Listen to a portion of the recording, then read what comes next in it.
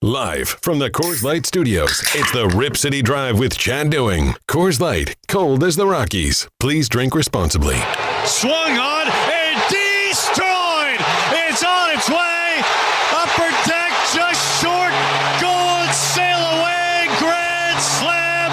Cal Raleigh. 3-0. It hits Adele, and the Angels walk it off in the bottom of the ninth. Wow. Now you hack away, I think. Or maybe you try to bunt again. Yep, they're going to. The bunt is down, and it's fumbled by the first baseman, and the Royals win it. And I do think a national expectation that we participate in a national organization. But that national organization must function in a healthy manner. Strap in. The Rip City Drive with Chad Doing starts now. All right, this is how this went down. My man Beefwater, Casey Bay from 105.9 The Brew, he popped in and we started a conversation, but it was right up on the start of the show. And I was like, I'm not done talking to my guy. So I said, just join me for the first time I do it. It's good to see you. What's up? Good to see you too, man. I saw you in the window. I had to pop in and say what's up. I'm still mad at your partner in the morning because he brought me on last week to talk about the negotiations between the Blazers and the city. And I know how Chad operates now. He's trying to find any way he can to get me to freak out early in the morning. He came close. I almost lost it, but I tried to keep my cool. He has, at this point, just figured out your triggers. So he knows, hey, if I just get in there, if I crack on the Broncos, if I crack on baseball, I'm going to get Chad boiling right out of the gate. And that creates a little excitement for us in the morning. And I love it every time you're on the show. All right. So I'll ask you, because you've been a part of this community for a long time and you care about Portland the way that I do and so many people in this area do. Like, what's your sense? You've watched a lot of news. You read a lot of news. You report on different things. Like, what's your read and feel on this situation right now? Trailblazer-wise? Yeah. I have two things. I feel like in my gut is I think it'll all work itself out. Yeah.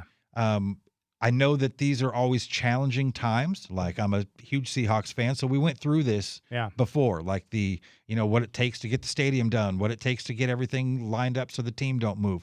We've been here and we've seen it, so I think that we've got that under our belt as sports fans to figure out how that navigation works. But at the same time, business is business and things can change on a whim, and that's never not concerning. I think everything is stacking up to stay hold, but again, the right sack of money comes along and the right circumstances fall through. It creates opportunity, and that's not opportunity that we're looking for, at least in this town. Yeah, and I don't think Tom Dundon is going to deliver a message or handle things the way that people locally would want, right? He's a businessman in the middle of a negotiation, which is where he thrives. And so even if he, on the inside, deep inside, is like, I would never move this team out of town, he's not going to say that right now. No. Well, I mean, he's a businessman, and he needs to hold on to his bargaining chips as well. And if you, as we know, in any negotiation, you don't reveal too much too soon, and he's doing his job. You can't fault a guy for that. Yeah, I love part of what makes Portland so unique is the things that are part of us that have been here for a long time, like we all really care about them. It means a lot to us. And so the thought about someone taking it away or waking up one day and it's gone, it really irritates us. I don't know. Like, it would be catastrophic. Yeah. I can't my brain can't comprehend a Portland without the Trailblazers. Yeah. It has been my entire life.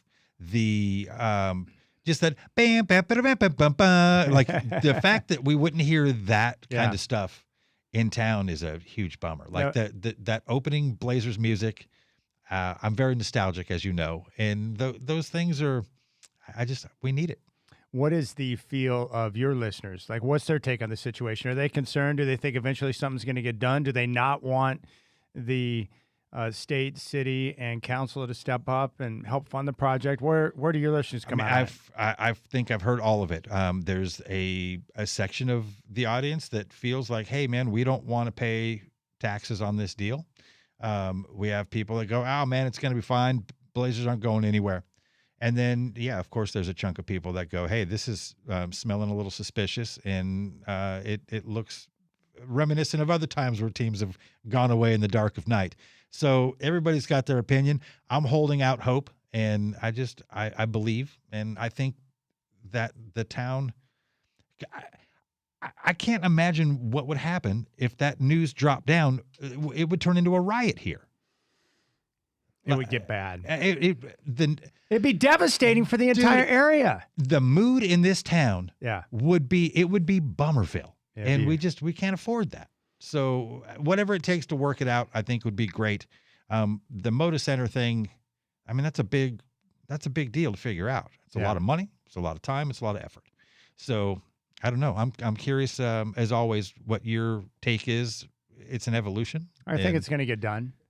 I think what we're seeing right now is political theater to a certain degree. Right. I think that the negotiations, like most of them, get nasty at times, and we're entering into a period where we're going to hear some rhetoric back and forth that's not exactly nice, and it's going to make people uncomfortable, but I'm just telling you to see through that and understand that this is all leading to one place, to where both sides can come to the negotiating table and get a deal done. And I did go back and read a lot of different reporting when Dundon purchased the Hurricanes, and things got real contentious there as well. Sure. And people thought the same thing when he took over the team there, that he was going to move them out of town. No, he came in with a plan. He negotiated in a very strong way and ended up getting the deal that works for him, but also for the city. And now he's developing some of the land around it. They got the team on fire. They just won a championship. The arena now is, packed out with people coming to see their hockey team. So they got to that point too, but it got nasty before that, right? And that championship is a nice palate cleanser. Yeah. Right? Like we can all go, okay, we're in a new spot now. We got a trophy in the case. This is great. So I would love it if that is how it worked out here, especially the championship. And I'm going to be honest with you. If an owner comes to town and wins a championship here with the Trailblazers, they can kick me in the face. They can knee me in the package. He could urinate on me. I would not care. Whatever you got to do, do it, because I just want a title. Listen, I want one before I die, Casey. For real, right? The championship, all is forgiven. Yeah. Like there's not much to go back and argue about when we have that going for us. So it's great. Like I said, we've been there before. We've seen Seattle go through this. So all we can do is sit back and hope for the best at this point. All right. I want to talk to you about some pop culture, because I was thinking about it the other night. I stumbled across a couple of documentaries on YouTube, probably about 30-minute documentaries. One was on Atari. Okay. And it went back to the very beginning, the very first arcade game, and then it talked about the transition to Atari and arcade games coming to our homes, which I thought was really cool. And then I watched one on television, and I was just thinking about our childhood. But you had brought this up the other day. We were talking about McDonald's. Uh-huh. And I remember the cherry pies that used to be sitting underneath the heat lamp when you would go in. Yeah. And they were like a crispy crust and the cherry pie filling in the middle that was hotter than the surface of the sun. What happened to those, and why did they go away? Well, I think they went away in the health-conscious move forward. So we went from a fried pie to a baked pie. Yes. Okay, so which is what they've been a healthier option for a while now. You know that the classic apple pie is back right now, right? The fried apple pie. It's back. Is there right now. If like you go right to now. McDonald's, you can get that bubbly crusted apple pie. It's here for the summer. So don't sleep on it. It's $2, and you can go and get that on your way home today, Chad. It's only $2. It's $2. But the cherry pie was superior to the apple pie, in my opinion. Some people will argue differently on that, but both the apple and the cherry pie fried, certainly no complaints. The cherry, I think, was a little bit superior. Now, in the baked version, they put out a cherry and cream pie a couple years ago, and that was solid too. Okay. But it didn't last long, and it's never returned, so maybe it wasn't a big seller. But nevertheless, the fried pie should stay. They need to stop it, and I don't even know what the right words are, but let's stop fooling around. Bring back some of the nostalgia. I also have thought, what if McDonald's rolled out a few locations that were like 1980s, and they just went with the McClassic? I think that would be cool. I think it would draw a lot of people. I think families would head to it. So it's a little something for you, McDonald's, a little free tip. Dude, that's so cool. I think the things that I enjoyed the most were obviously the food, the Happy Meals, and getting the toy, but the playground and having access to the Hamburglar or Grimace or the different things you could play on were mind-boggling for a young Chad. There's dudes on YouTube that go around and buy those things and restore them. There's guys that have they put them in their backyard? Different displays. That's awesome. I mean, they're restoring them, and they look fantastic. They're spending a fortune on the stuff, but it's really cool. And look, that's my wheelhouse. I love that stuff. Have you saved any of or found online I always thought it'd be cool to have some of the old packaging, like maybe an old McNuggets box, or you remember the BLT when they made that? The McDLT.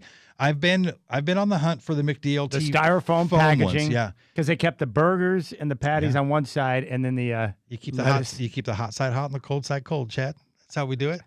I just thought that was genius, man. It's brilliant. Okay, I want to ask you this. Except they put the cheese on the wrong side.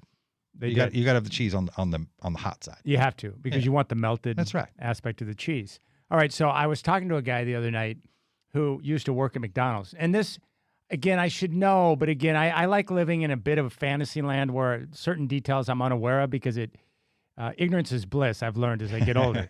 But he was talking to me about McDonald's, and so I've always been fascinated by McDonald's because I've loved it ever since it captured my imagination. So I was asking about working there, and I was wondering about how some of the things were made, and this just devastated me, but even the pancakes, they're delivered to the McDonald's frozen. Yep. I had no idea. Yeah, I was like, wait a second, what do you mean they're frozen? And he goes, yeah, they come frozen, and then we have a little deal that we heat them up in. And that just blew my mind. And not that it takes away from how good they are, because they taste really good. Right. But it makes sense now, because no matter which McDonald's I went to, they all looked the same and tasted the exact same. It's true. I mean, you got to streamline it. But listen, I'm a sucker for McDonald's. Everybody knows that. We talk about it all the time on our show. It is McDonald's to me specifically.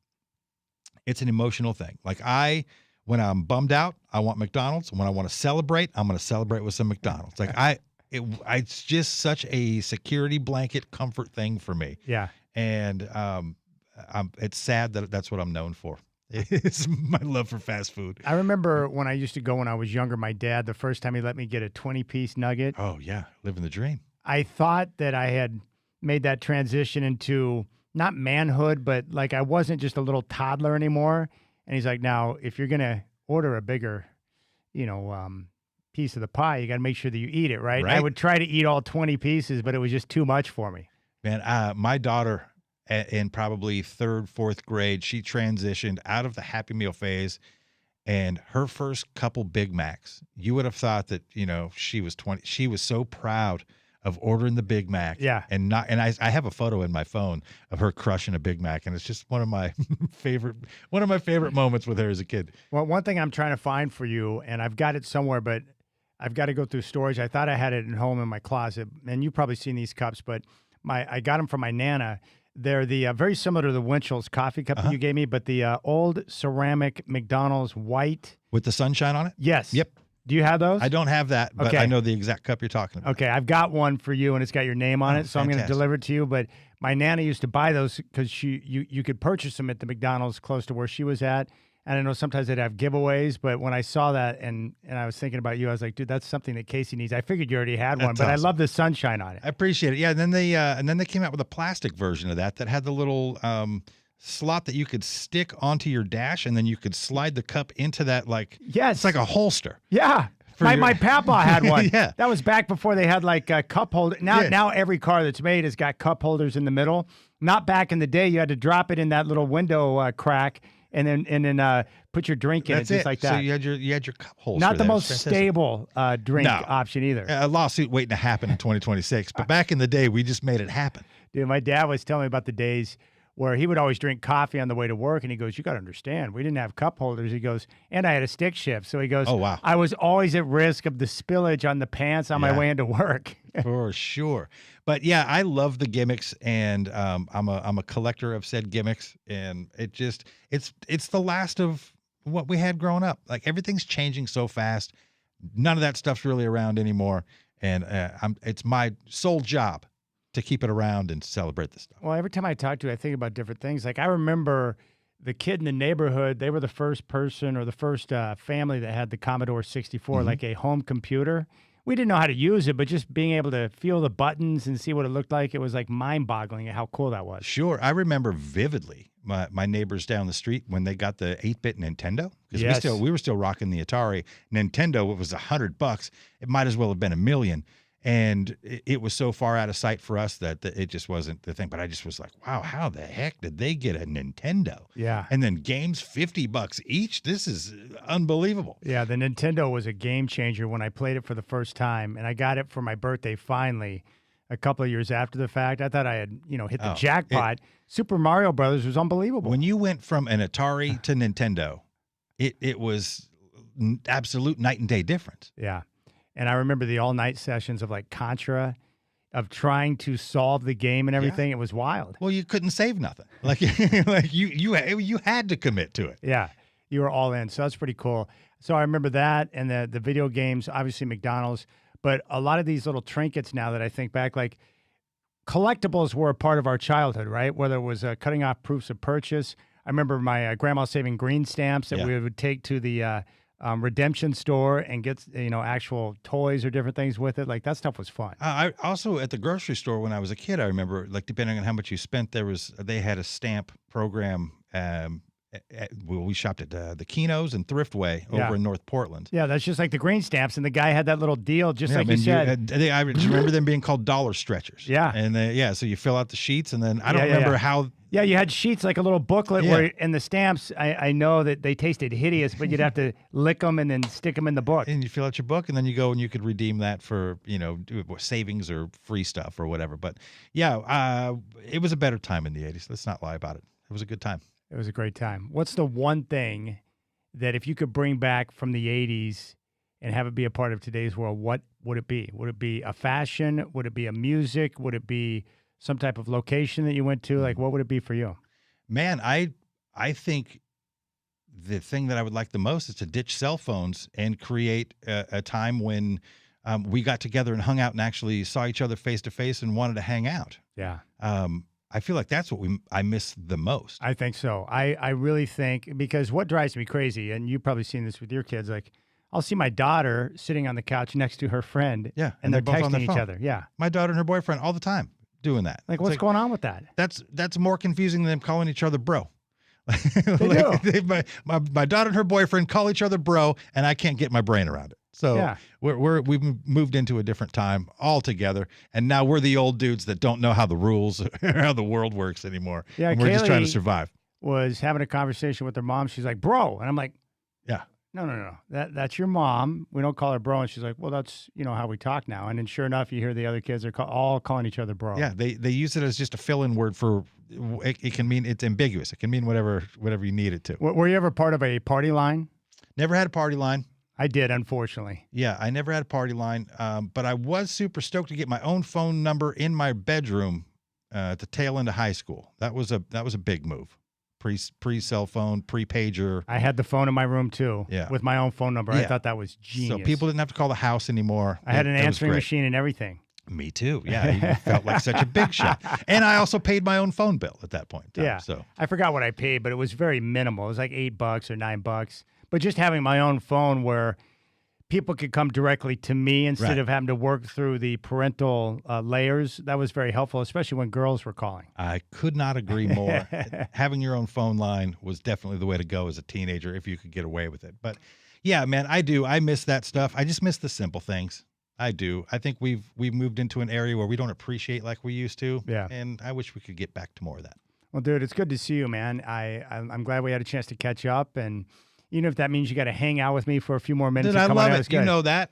What do you got coming up on the brew this week? Coming up on the brew this week, Friday, we got a happy hour. We're going to be out in Vancouver at Playmakers, 78th Street in Hazeldale. We're going to be out there from 3 to 5 hanging out. That's like 2 minutes from where my daughter goes to school. Bro, swing through. Tanya Harding's going to be there. We're going to be hanging Tanya's out. Coming out? Tanya, this is her idea. I had idea. a chance to talk to her on the radio for the first time when you were on your walk. This was her idea. She said, hey, I want to get together with you guys and let's have a hang session. And so we said, what time are you going to be there? We're going to be at 3 to 5. Playmakers, happy hour.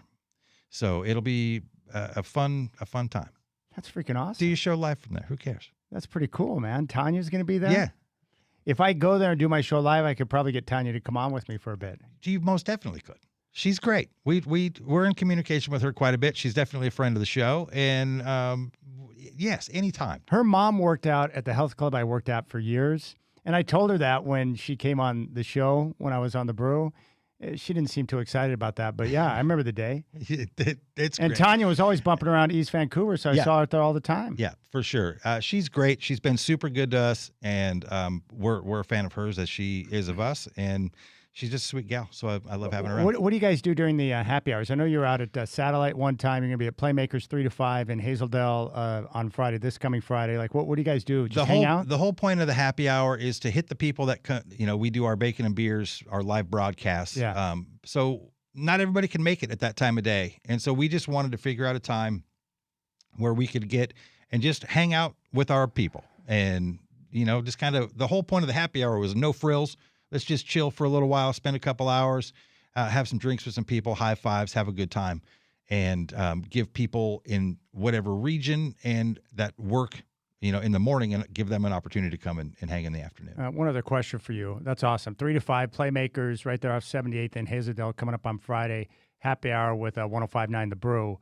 Do they have any, not a museum, but do they have any place where you can go to look at? Does McDonald's have anything set up to where they take you through the different years with like different trinkets? I know that they do at their corporate headquarters. Oh, corporate headquarters. But nothing that's accessible for us here in the Northwest.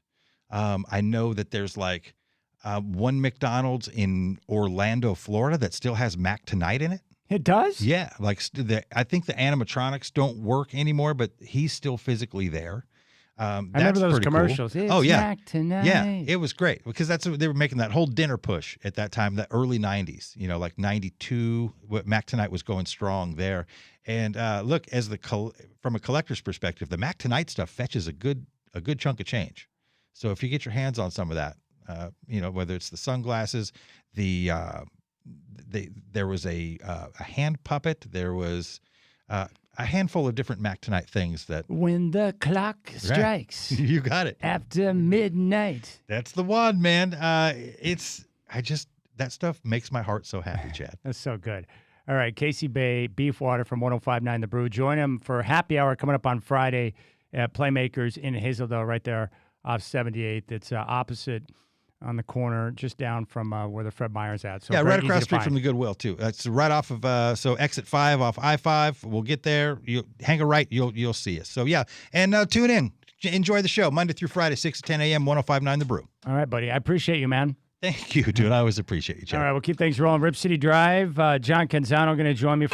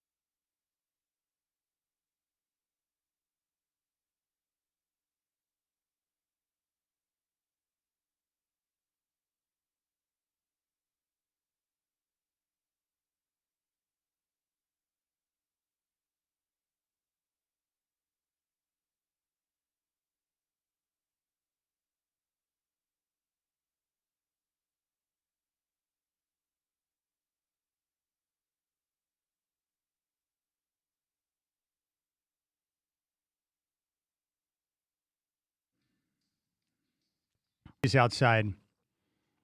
When I teed off this morning, I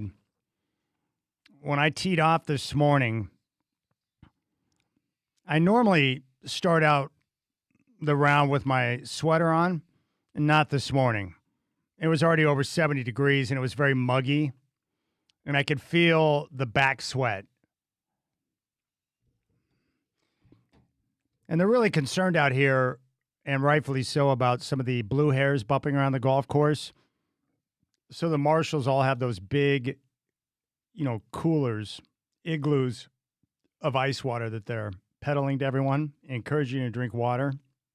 And I always have beverages in my bag so I can stay hydrated throughout the course of the morning. But I was talking to one of my buddies, Jason Peterson. He went out and played at Merriweather. I think he teed off a little bit later than I did. But he was telling me that there was actually an ambulance that showed up. There was some dude that passed out from heat exhaustion, and he face planted on the ground. And so he was just lying flat on his face out of it because of the heat. And so some dude dropped him on a golf cart, wheeled him up to the clubhouse, and they got the paramedics to get him some help. But that's exactly why, because it's so flipping hot. It was warm out there this morning. And I played absolute garbage today. Today was one of those days where you're like, you know what? I'm going to take this club and just ram it in my face. And then I'm going to go jump in the pond and get poisoned by that water and then drown and die. That's what I wanted to do. Yesterday, no problem. In the 70s, putting well, playing well, and today, I couldn't do anything right. Everything was fine right up until hole 9, and things went sideways. An absolute disaster on the golf course.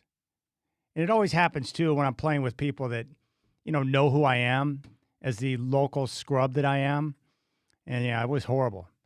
4 days in a row, I think I was a little bit fatigued, but no excuse for that. They may not let me back on the course ever again after today. And you know what? Frankly, I don't deserve to be on the course. That was an embarrassment. I couldn't do this. I couldn't do that. Oh, my gosh. The more I thought about Brad Botkin today, too, and the way he described the game of golf, but it was good. Warm, very warm, and it's hot outside right now. I don't like to wear shorts to work because that feels a little bit casual in the office for me, but today I thought about it.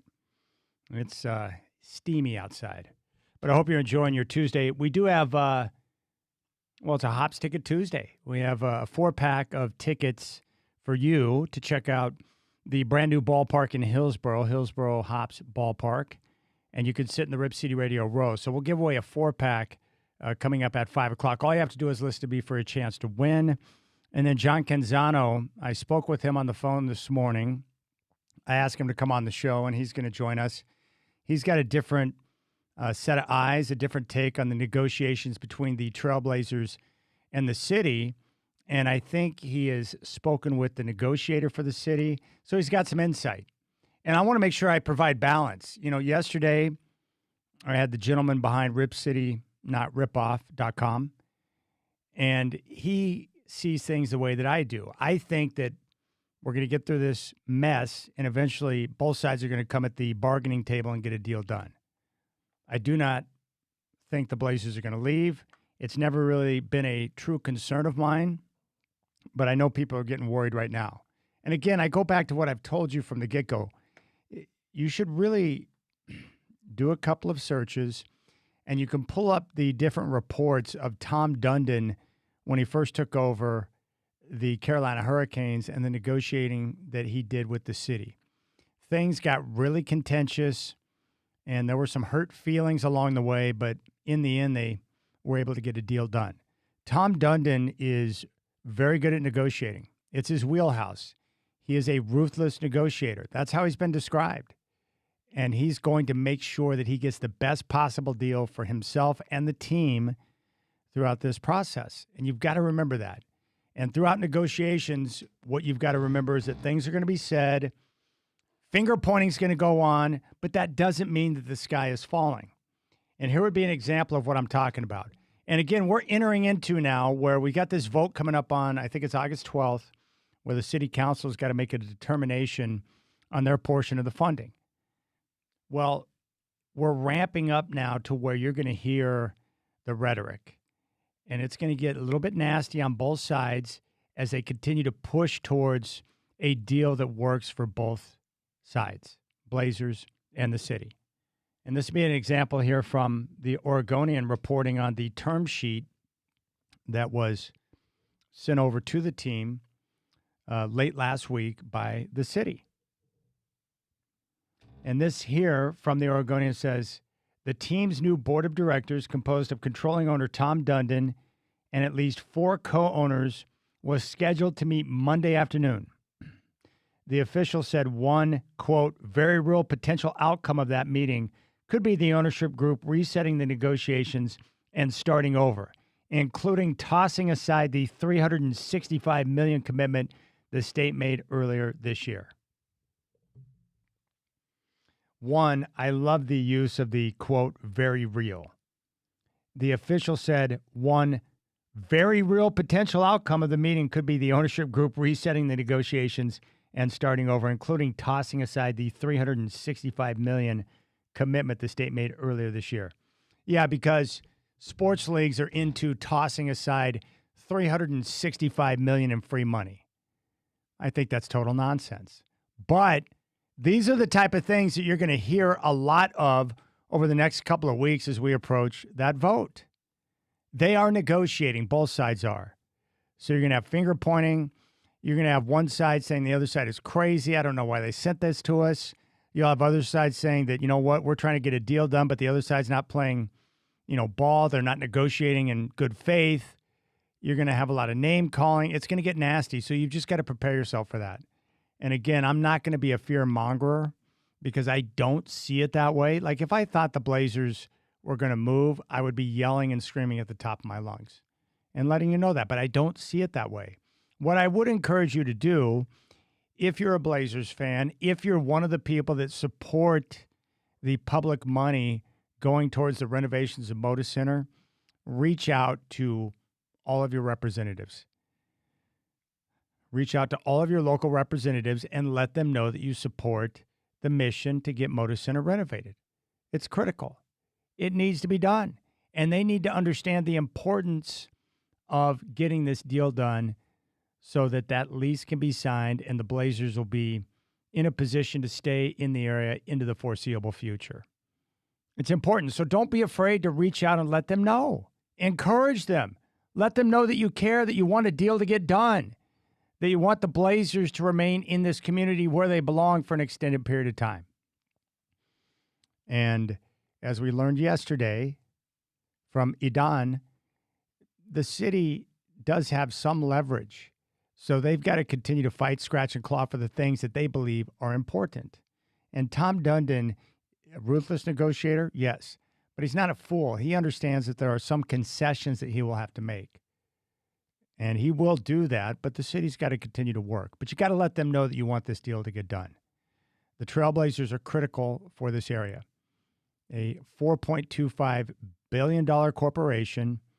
They provide many jobs, and the impact and the tentacles are far-reaching. Whether it's local businesses like the restaurants and bars that people will go to be able to sit and watch a game, the Uber drivers who are hustling people around town to get them to a game, all the people that come in from out of town to see a Blazers game that stay in hotels, all of these things add up, and it's critical. Not to mention the revenues that pour back into the city and our local area because the Blazers are here. And, of course, the team, they've never gotten the respect they deserve for all of the work they do with their community outreach department. So let your local representatives know you want to get a deal done. Telephone number if you want to jump on board, 503-248-0620. Whatever you want to talk about is fine by me. John Canzano will join us at 5:20. At 5 o'clock, we'll do our Hops Ticket Tuesday here on the Rip City Drive. 503-248-0620. You'll find me on social media at Chad and Rip City, and you can join in on the stream as well. Just go to youtube.com and pull up our homepage, Rip City Radio 620. Be sure to like and subscribe, and you can watch and see the Rip City Drive live stream each and every day.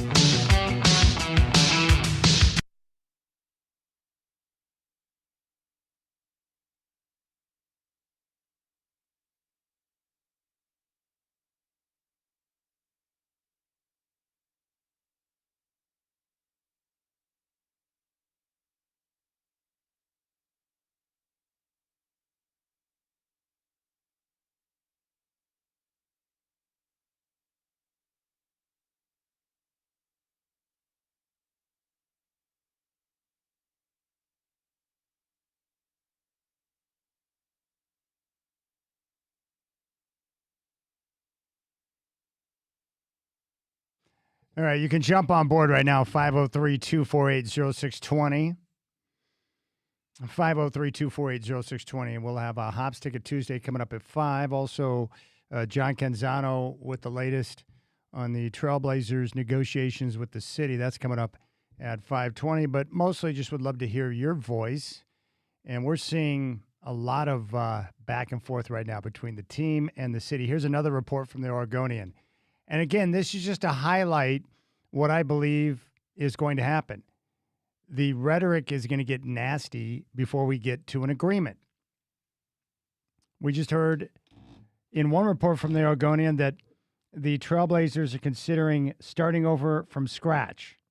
The team's new board of directors, composed of controlling owner Tom Dundon and at least 4 co-owners, was scheduled to meet Monday afternoon. The official said one, quote, very real potential outcome of that meeting could be the ownership group resetting the negotiations and starting over, including tossing aside the $365 million commitment from the state made earlier this year.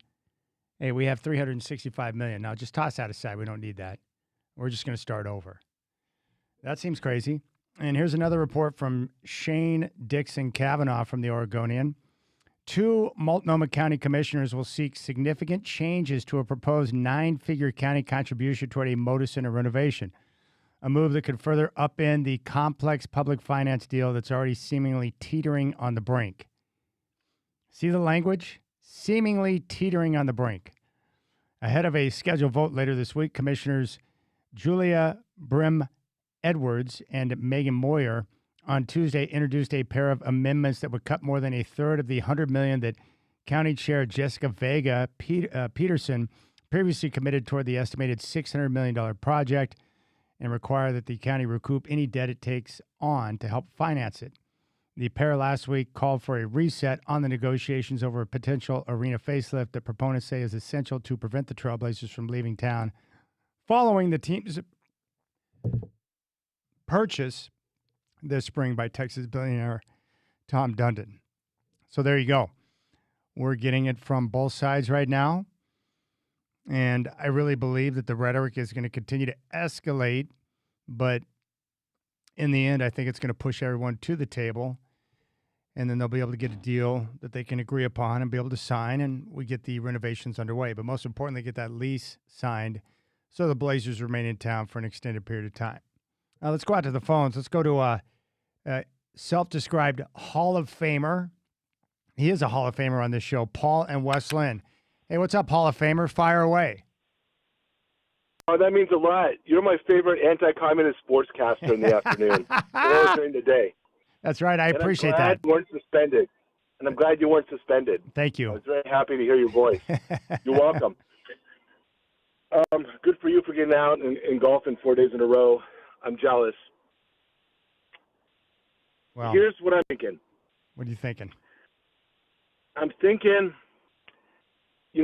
unfortunately, I started with the anti-communist comment, but it's hard for this to not be political.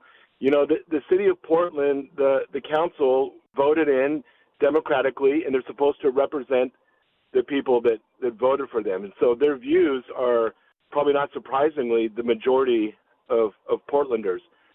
But I think a good percentage of people that attend Blazer games come from outside Multnomah County, the suburbs, Clackamas County, Washington County, Clark County. I wish there'd be some outside-the-box thinking. Maybe the Metro government, those 3 counties, not including Clark, could say, hey, let's do this for the good of this Portland region, not so much the city of Portland, but the people from West Lynn, Lake Oswego, Gresham, Happy Valley that are attending games, and I think that's a lot of people. These governments should maybe talk about putting together a bond measure, pulling up some money, because when you walk around the Moda Center, or I'm going to call it the Rose Garden, because Moda Center, they lost their naming rights years ago, but we still call it that. There's a lot of money that could be spent for things outside of professional sports. We could hire police officers when crime rates are up and 911 response times are long, or transportation for people's healthcare appointments because they don't have the money to get to their appointments. TriMet's closing bus lines. I'm saying for the government good, I appreciate where the council is coming from and saying there's a lot of societal ills in Portland, and for us to pony up over $500 million when it might be used towards education, potholes, whatever, I appreciate the thought that they're putting into it. But why not ask the surrounding counties, in addition to the state, hey, you guys are using the Moda Center, the Rose Garden, as much as the city of Portland is. How about a handout here? That seems the most fair, because it seems like a zero-sum game. You know, the ownership of the Blazers wants everything, and the city council wants something. Why can't they meet in the middle? And I think it takes bringing in maybe some other counties to make that a reality. Well, and that's democracy. That's not communism. That's why this is going to win. Well, don't you think? I wonder too, and I understand that there are probably a lot of people. You and I are sports fans, so we grow up with a sports calendar and we care about going to the games and stuff. But I wonder, for the people that don't really care about the Trailblazers or aren't huge sports fans, I wonder if they can recognize the importance of having the Blazers here and what that means for the community and the fallout if they were to end up leaving town, because it would be devastating. And I wonder if some of those people recognize that. I think they do. I was thinking about this. I think, professional sports and what they mean to a community are probably akin to a hospital. They provide a public good, and hopefully they can be profitable, but many years hospitals are not. In the past few years, a lot of healthcare systems have been struggling, and they have to be propped up with some government money because they provide a greater good for the community. And I do believe the Blazers provide a greater good. We talk about all the memories of our childhood, or even now, go down memory lane with different players or different playoff wins, which have been few and far between. But we all love to show our Blazer, and I don't think people have lost sight of that. Just billionaires have become vilified because of social media, over the past few years, and everything's getting more expensive. And when you see a city degrading, it clearly looks different than it did 30 years ago to you and me. To throw away this money to help a billionaire out, it's the optics, I think, that rub people the wrong way. Hey, Paul, I appreciate your phone call. I'm up against it. Do you think that might help if I showed up at one of the meetings with the city councilors? If I just walked in and said, "Show me your Blazer," do you think that would help them understand the importance of keeping the team in town? I'm willing to do whatever it takes to make things happen. I'm here to help. I appreciate the phone call. We'll get more of your phone calls in when we come back. You got the Rip City Drive.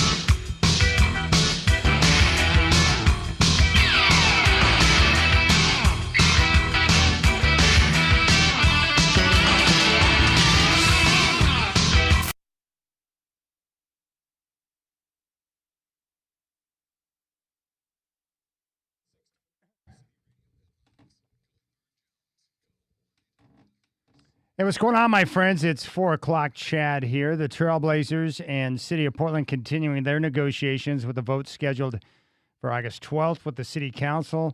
John Canzano is going to join the Rip City Drive today for the latest on the negotiations and what he's hearing.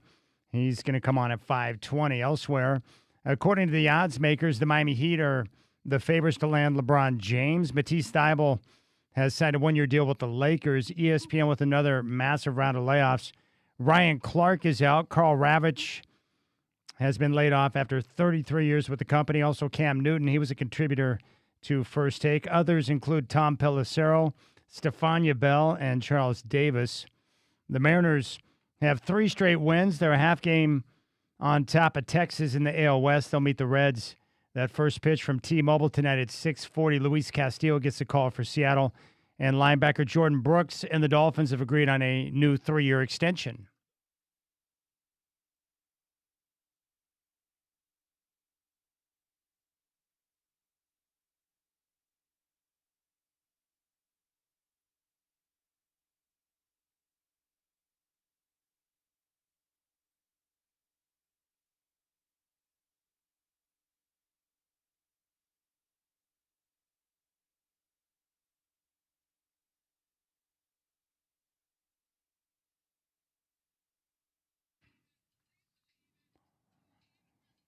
Reach out to me.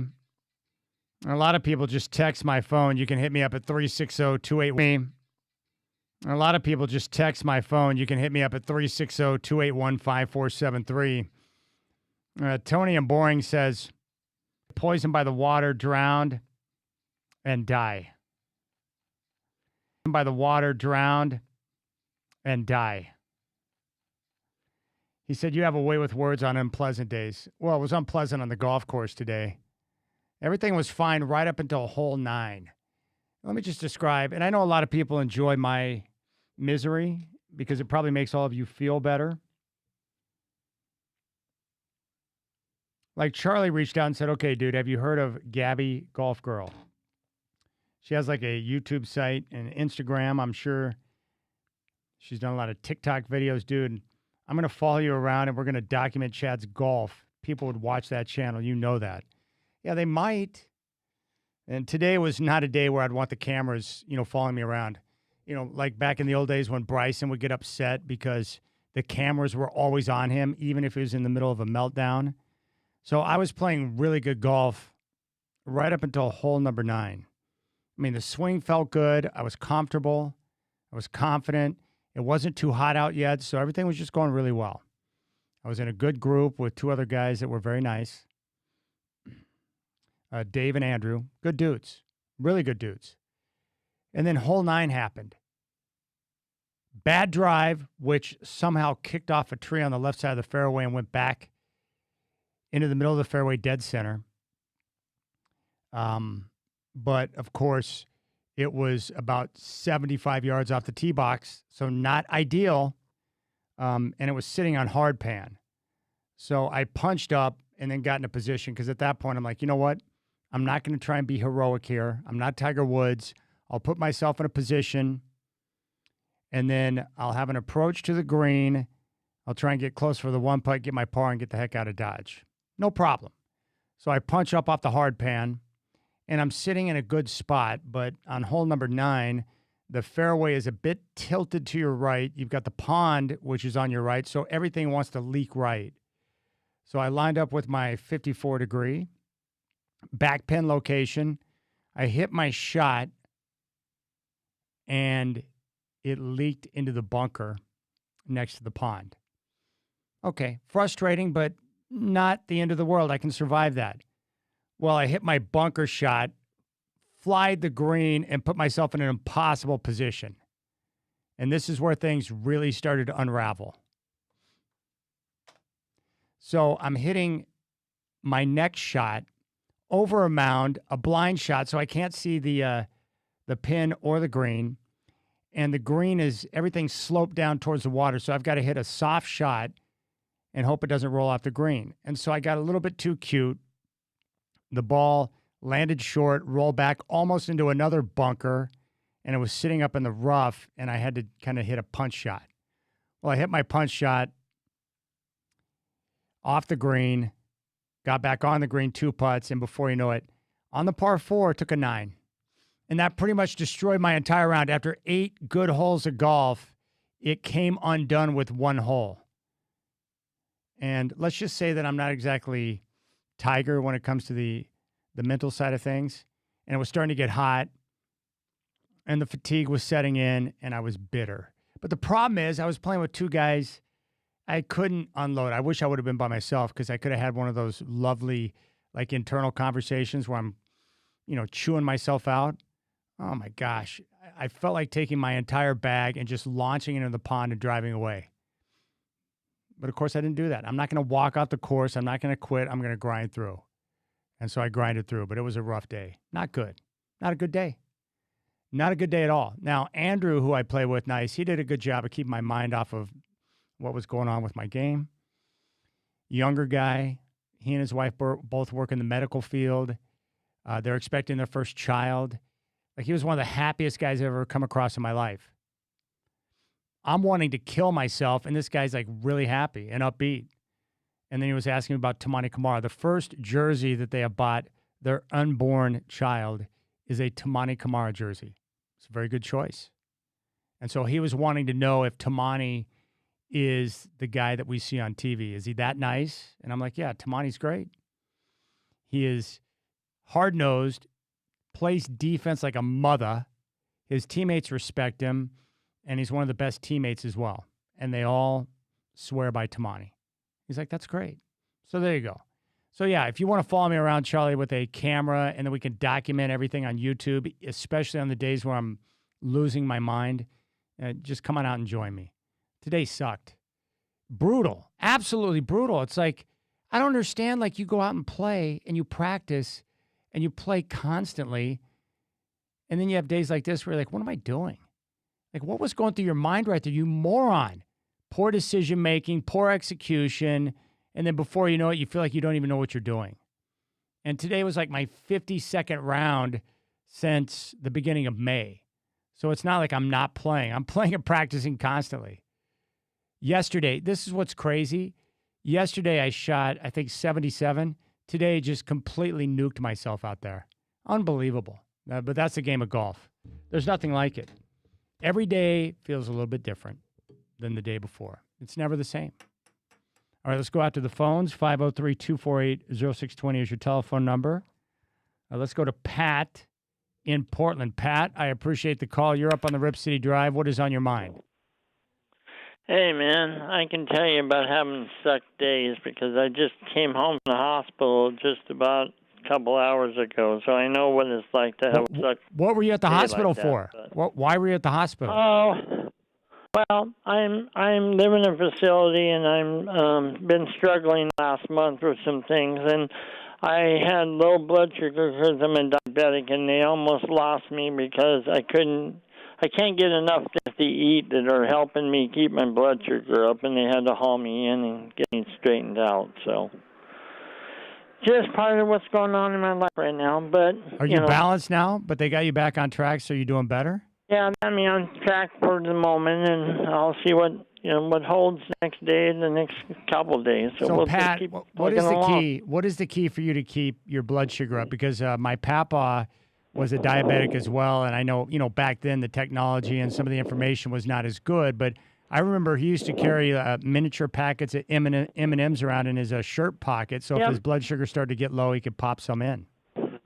Well, I don't ever have a problem usually with lowness. The only reason I do is because either I have to miss a meal because of it's something I shouldn't eat because of a diabetic, or the things I have choices are on good things that help my blood sugar. So problem is I got to really be watching the balances, and when this last 3 weeks or so, because I haven't had the money to buy groceries like I have in the past, situation is I've been having to eat less good things, so my blood sugar is affected. My insulin comes and I pop it in, they pop it in here, and then I have a reaction sometimes, and I know it's going to happen, but then I got to have things on hand like peanut butter and orange juice and other things to help counterbalance it to bring it back. So it's a balancing act, but What I wanted to talk to you today about is two things. Number one, the Blazers, and number one, some comment you made a couple of weeks ago, and it's been kind of bothering me, and I just want to share it with you, and I hope that you'll understand why I'm bringing it up. So I'd like to start with the Blazers and then talk about the comment you made, and it's not bad. It's just something that I want to advocate. Okay. So number one, the Blazers, and I think our problem right now is that people don't understand there's the two parties that we're working with. Number one, we have the city, government, politicians, the state has already signed off, and people in government, as I've worked with the federal government and the state, and I've owned my own independent businesses, two different animals, two different ways of going at practicing business on a day-to-day basis. And you touched on this earlier in the show a little bit. Dundon wants it done. He wants it his way. The people in government want to review it, have a meeting, do this, do that, and they want to look at everything that they can to stall time. Luckily, we have the general public out here right now putting a little bit of a fire under their butt to get things done. But that's our problem. Dundon now is saying, well, you said by your report is he wants to tear it all up and start over. Well, that's that's telling us is the Blazer fans that he don't give a rat's ass about us as the people that have kept this team going and I think his problem is he's looking at it too much like business and not much as a community identity. And I just think we need to be understanding in that way, and I hope he doesn't screw this whole thing up. Yeah, no, I understand that. I think, it's one of those situations where Tom Dundon is negotiating, and he's a businessman that's trying to get the best possible deal in return. That's really what it comes down to. And so therefore, because he's ruthless in that process, he may not say or do all the things we'd like as fans, but he is going to get the best deal possible for his team. And like I mentioned before, I expected the rhetoric to change in terms of tone from both sides, and we're definitely seeing that right now. But I think it's going to drive, in the end, both sides to the negotiating table where they can get a deal done. 503-248-0620 is your telephone number. Let's go out to Spirit Mountain Mike, who wants to chime in. Mike, my man, what's up? Mr. Chad Doing, how you doing? I'm fabulous, buddy. Nice to hear your voice. Hey, it's great to be on. Listen, I want to make a couple comments. Thank you so much for the information about Tanya Harding. I'm going to be up there Friday. For sure. I'll risk the traffic going up and back. I've always been a big fan of hers. Oh, so you're going to go to Playmakers in Hazeldale with the 105.9 The Brew and hang out for a couple hours? Oh, I'm going to definitely be there and talk to the lady and, mingle around a little bit. You betcha, man. I like that. I'm nice. a big fan of hers. No, it was cool. Yeah. I was able to talk to her a few weeks ago on The Brew when I was sitting in for Casey when he was out on his walk for autism awareness. And I never had a chance to talk to her. But her mom, Sandy, worked out at the club that I worked at for years. And so I knew her mom really well. I saw Tanya around, but I never had a chance to speak with her. But yeah, if the problem is I don't know if I can do my show out there on Friday, but the 3 to 5 is perfect for almost everyone except for me because of the time of my show. So I've got to talk to the Brew about resetting their happy hour times. Yeah, that might be a good idea. Hey, I'll put in a word for you to her if you want. I mean, she's never been on this show here, has she? No, I have not had her on the Rip City Drive yet. Okay. Hey, listen, real quick, I want to comment on that negotiating. And also, by the way, we've never talked politics, but I'm behind you 110%, brother. I appreciate that. And, you tell the truth, and as far as I'm concerned. But I think there's going to be, like you said, Dundon's a heck of a negotiator. I am worried about how these city council, they don't know how to negotiate something like this. I hope they got some other voices that are reasonable, because if we lose the Blazers, you already know that. I mean, that's going to be talk about third world city out here. That's what will happen. Yeah, no question about it. I appreciate the phone call, Spirit Mountain Mike. They're going to get there. They're going to get there. They're going to get to the table. They'll get a deal done, and we'll be able to get through this. But right now, the Blazers are negotiating, as is the city, and there's going to be some crazy stuff said. But that's okay, because it's all driving both sides to one position, and that's to get to the negotiating table to get a deal done. 503-248-0620 is your telephone number. John Canzano will join us coming up at 5:20. We have our Hops Ticket Tuesday coming up at 5. Your chance to win a 4-pack of tickets for an upcoming Hops game, so you can check out the brand new ballpark, which is awesome. We'll do it at 5 o'clock. 503-248-0620. You got the Rip City Drive.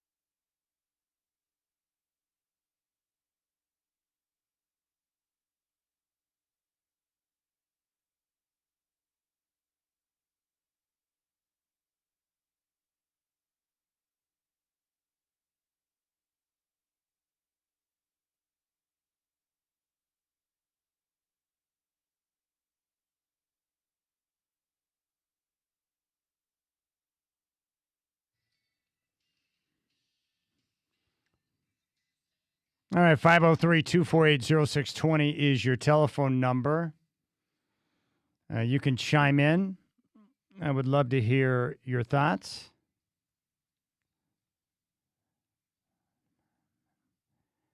I got a message from my friend Dave, and he said, Chad, I have emails of all 12 city council commissioners and the mayor, and I've been getting good feedback and information. Unfortunately, 2 of the 3 commissioners in my district initially voted no on renovation, and I told them I won't vote for them anymore for their lack of vision. I guess just a majority of city council needs to vote for renovation so the other 4 or 5 can pound sand. If there's a tie, the mayor will step in and cast a yes vote, which is good. I like Mayor Keith Wilson. He seems to be pro-sports. Dundon is a ruthless negotiator, but he has said he wants negotiations to end quickly. But the information I have gotten is that a lot of times he won't even communicate back with the city council. That seems to be negotiating in bad faith and is bad business to me. Thank you for having business people on your show. It has been extremely informative. A lot of people who I talk with say that Dundon isn't negotiating. He has all the leverage. If they listen to your show, Chad, they would be educated with the big guests on there to inform us. I, too, believe the renovations will get done, but there's a lot of room for improvement on both sides. And I pretty much agree with that. I think that they will get this deal done, but, you know, we're still in the process of negotiation. And so both sides are going to be working. And that's just the way it's going to be. 503-248-0620 is your telephone number. You can jump on board. Charlie jumps in and says, all right, brother, get Pat's address. I'm going to bring him over some baked potatoes, and at least he can have one of those every 8 hours. They burn slow. Yeah, my papa was a diabetic, and it was always an issue keeping his blood sugar at a certain level, you know, because it would get low and you have to worry about going into a coma. It would get too high sometimes. You'd have to worry about going into a coma. It was always a concern. I just remember ever since I was a kid, like he would give himself insulin shots. He'd have to prick his fingers and test his blood sugar level every day. It was a major hassle. But Nana would make him carry those little fun-size packs of M&Ms around in his pocket. So if his blood sugar started to get low, he could pop those in. Because we'd be out in the woods sometimes going fishing or whatever.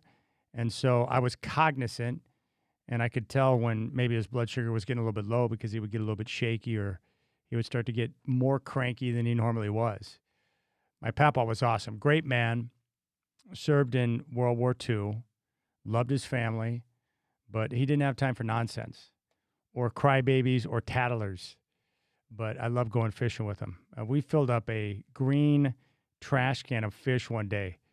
It's like this green bucket. We took it with us, and we caught a bunch of bass and crappie and filled that bad boy up. It was so much fun.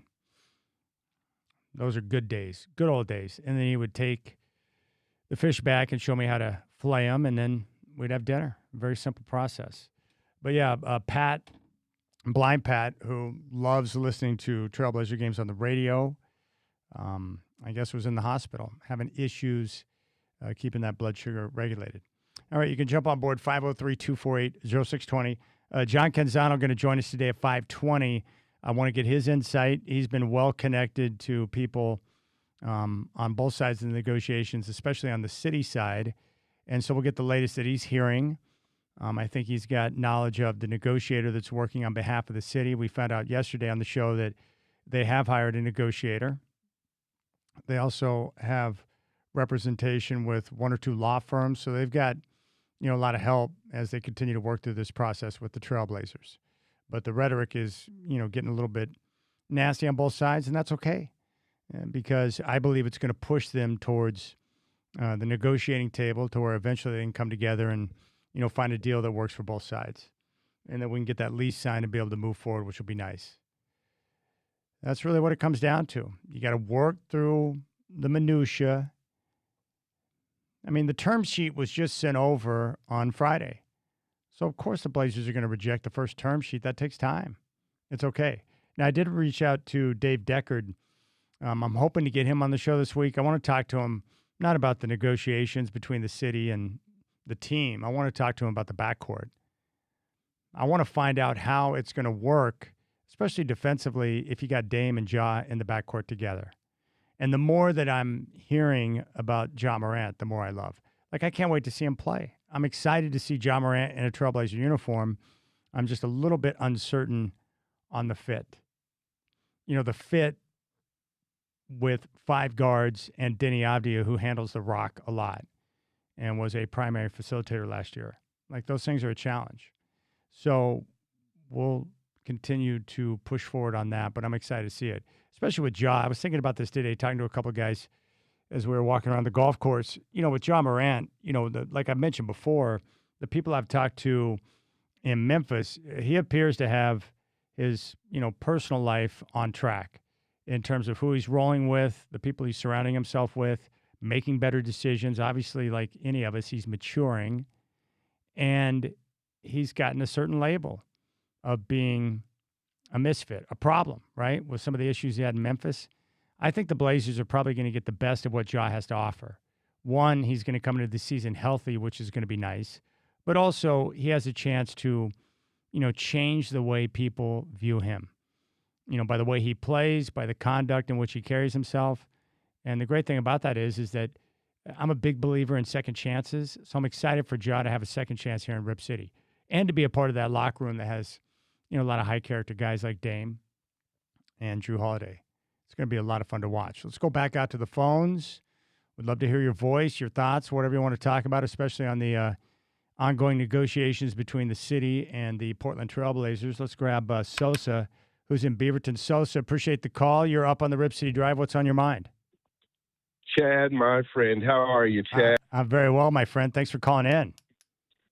Hey, thanks for having me. Listen, I've been listening to the show as I always do, and I didn't realize you're a big fisherman, crappie and bass, man. That's right up my alley. Yeah, dude, it was great because in Oklahoma, it was either catfish, it was striper bass, or it was crappie. And so we lived off a lake, Keystone Lake, and so we had our own fishing holes and places where we go. So a lot of times I'd use like a minnow and a bobber. For the striper bass, I usually used a spooner. They seem to really like that, but I had a lot of fun going out and fishing. And then on our land, we had this pond, and I don't even know how the fish got in there.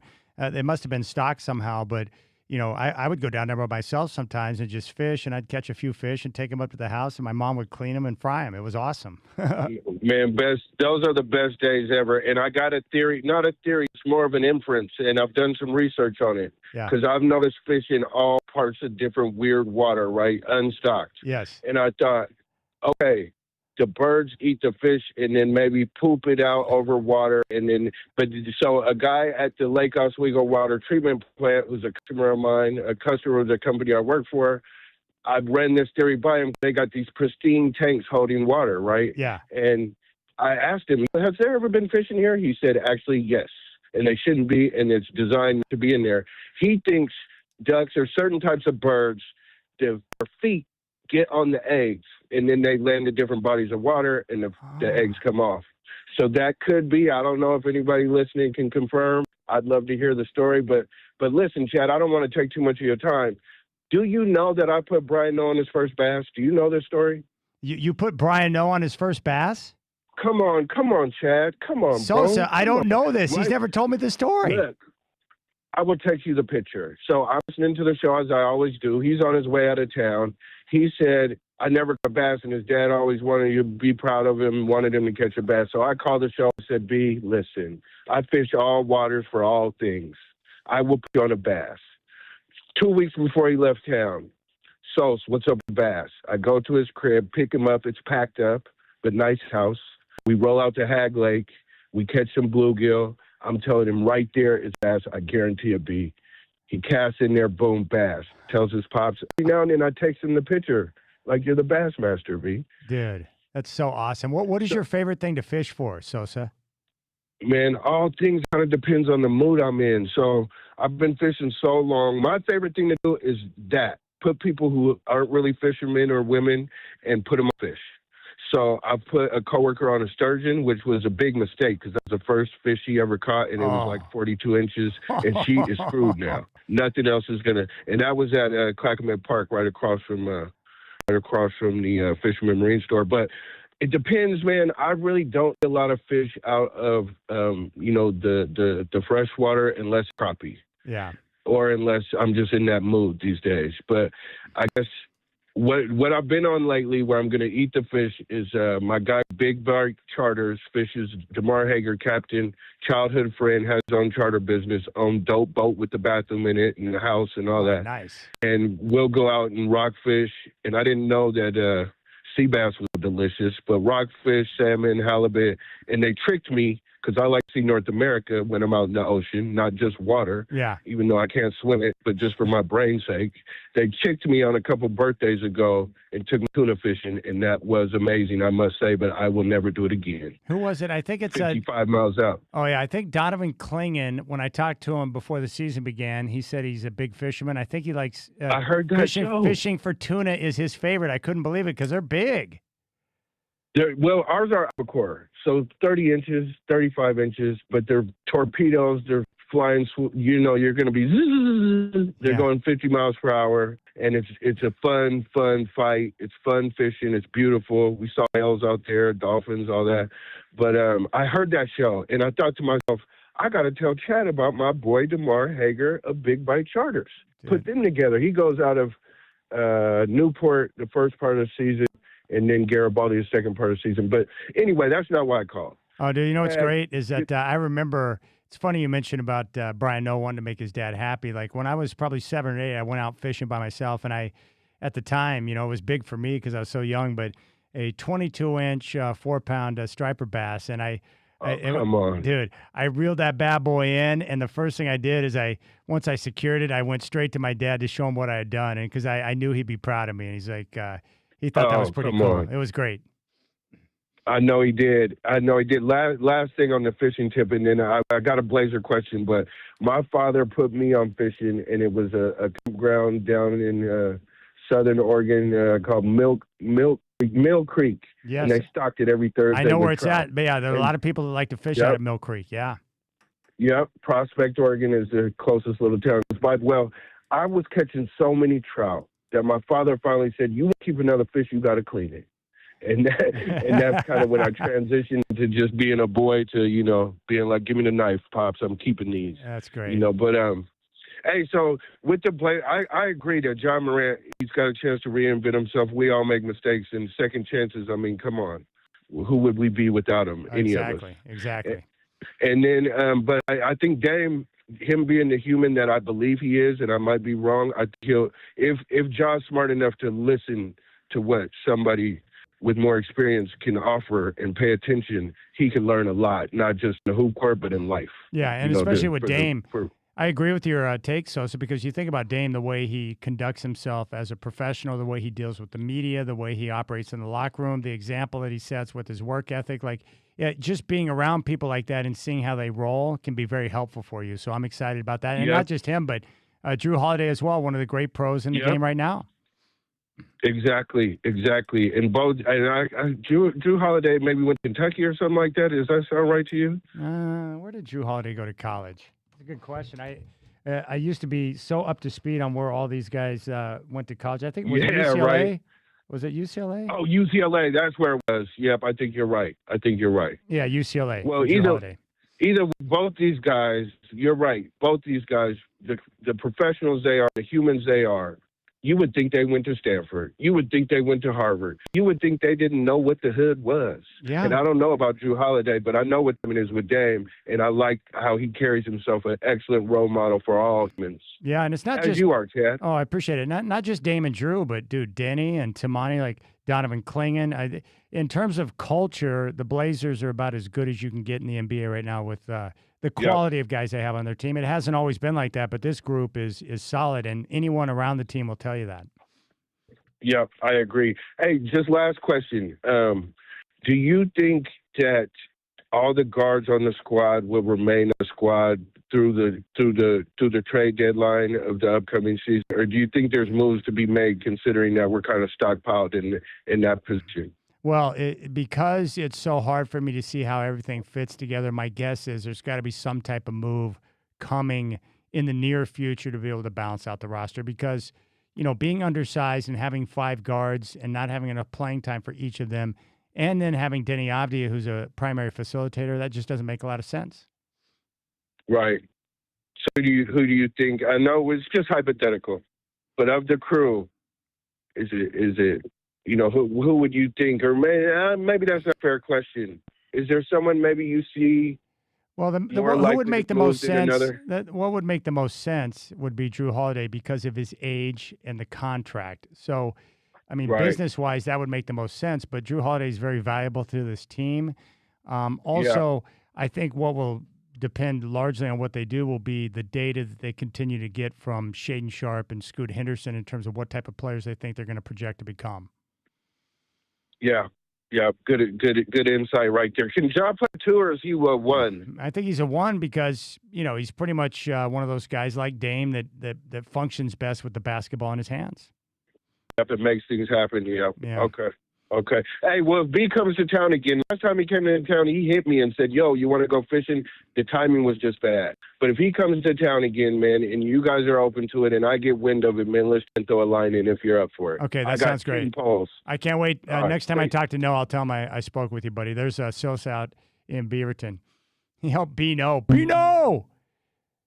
He helped Bino hook his first bass. That's pretty sweet. Sosa, I appreciate the call, man. That was awesome. All right, we'll keep things rolling. We got Hops Ticket Tuesday coming up at 5. John Canzano will join the show at 5:20. And feel free to jump on board, 503-248-0620. You got the Rip City Drive.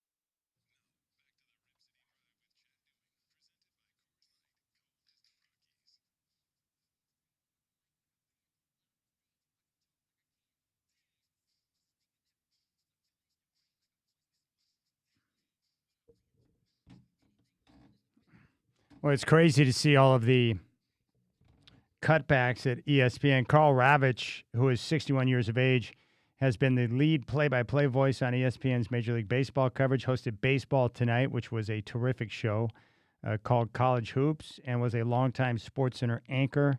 Ravitch, who joined the network in 93, called Monday's Phillies-Dodgers game in Philadelphia. So Carl Ravitch, one of the many individuals who was laid off as the company continues to undergo change. And I think what happened is ESPN was able to absorb NFL Network. I think the NFL may have gotten about 10% of ESPN. So not a surprise to see the layoffs coming, but some big names. Ryan Clark is out. Carl Ravitch is out, and many other big names. But the changing landscape of the media business, it continues. And ESPN was a big thing when I was younger. You know, this is back when there were only, 3 or 4 stations? Yeah, like OPB, CBS, ABC, NBC.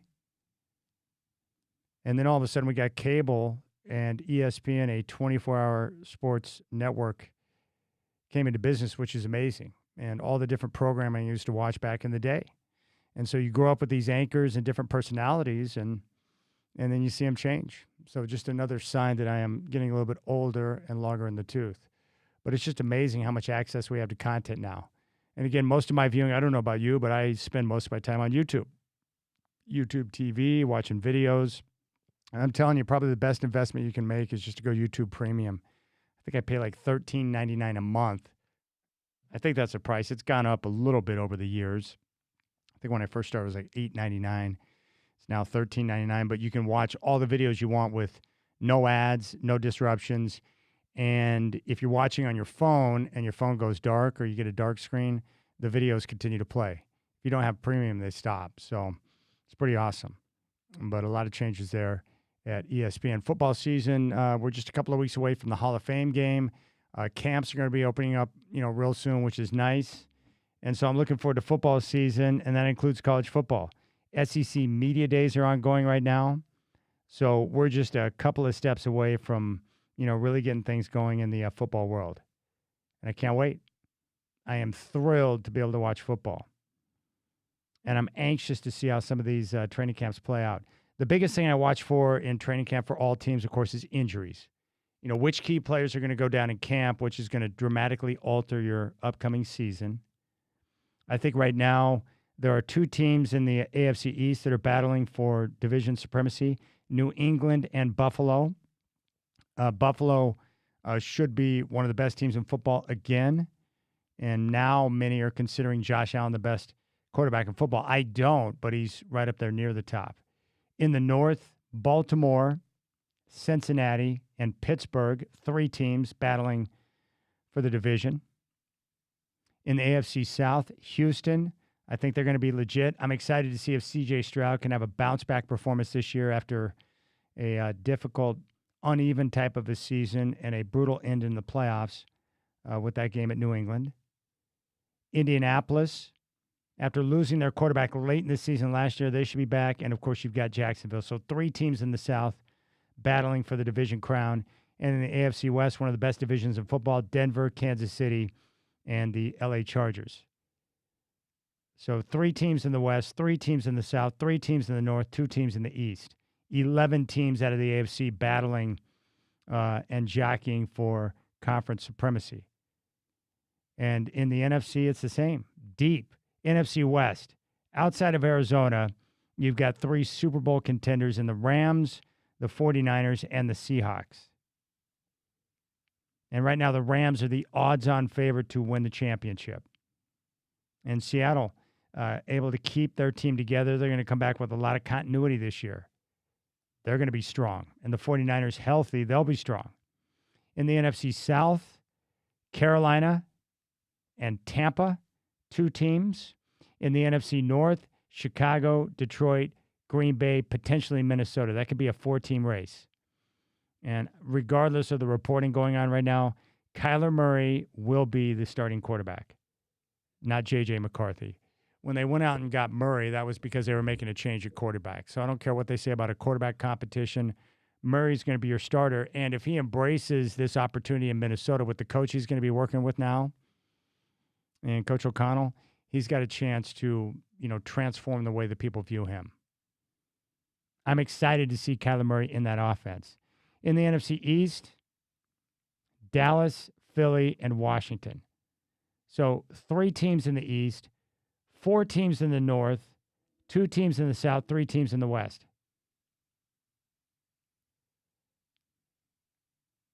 I mean, what is that, 12 teams? So you've got 11 teams in the AFC who are what I would believe to be contenders, and you've got 12 teams in the NFC. And, of course, each year there's always a team that rises up that did not make the postseason the year before that rises up out of nowhere and makes a big run. Which team is that going to be? Could it be Washington after an injury-plagued season bouncing back and having a big year? And we'll see. I'm also excited to see Tyler Shuck in New Orleans. I thought he had a very good season last year. I'm wondering if he can take that next step and continue to be productive. I think there's a lot of great storylines. And in college football, I mean, obviously, you got the usual suspects, but I think Oregon is primed for a big run this year.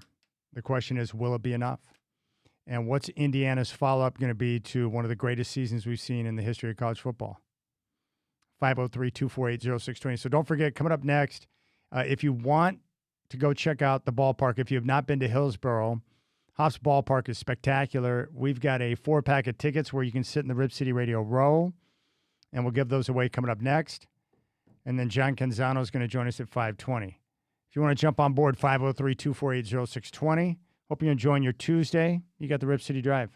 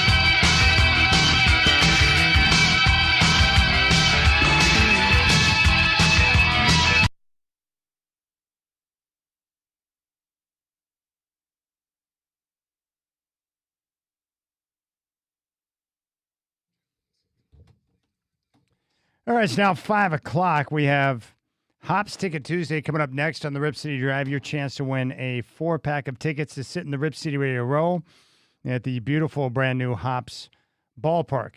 The Trailblazers and City of Portland continuing their negotiations for renovations for Moda Center. We're going to talk to John Canzano coming up at 5:20 here on the Rip City Drive. According to odds makers, the Miami Heat are the favorites to land LeBron James. Matisse Thybulle's in L.A., signs a 1-year deal worth $3.3 million.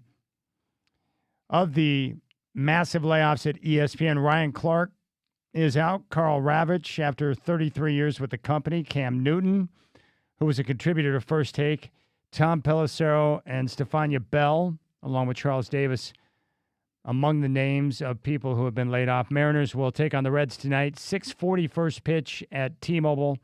Luis Castillo on the bump for Seattle.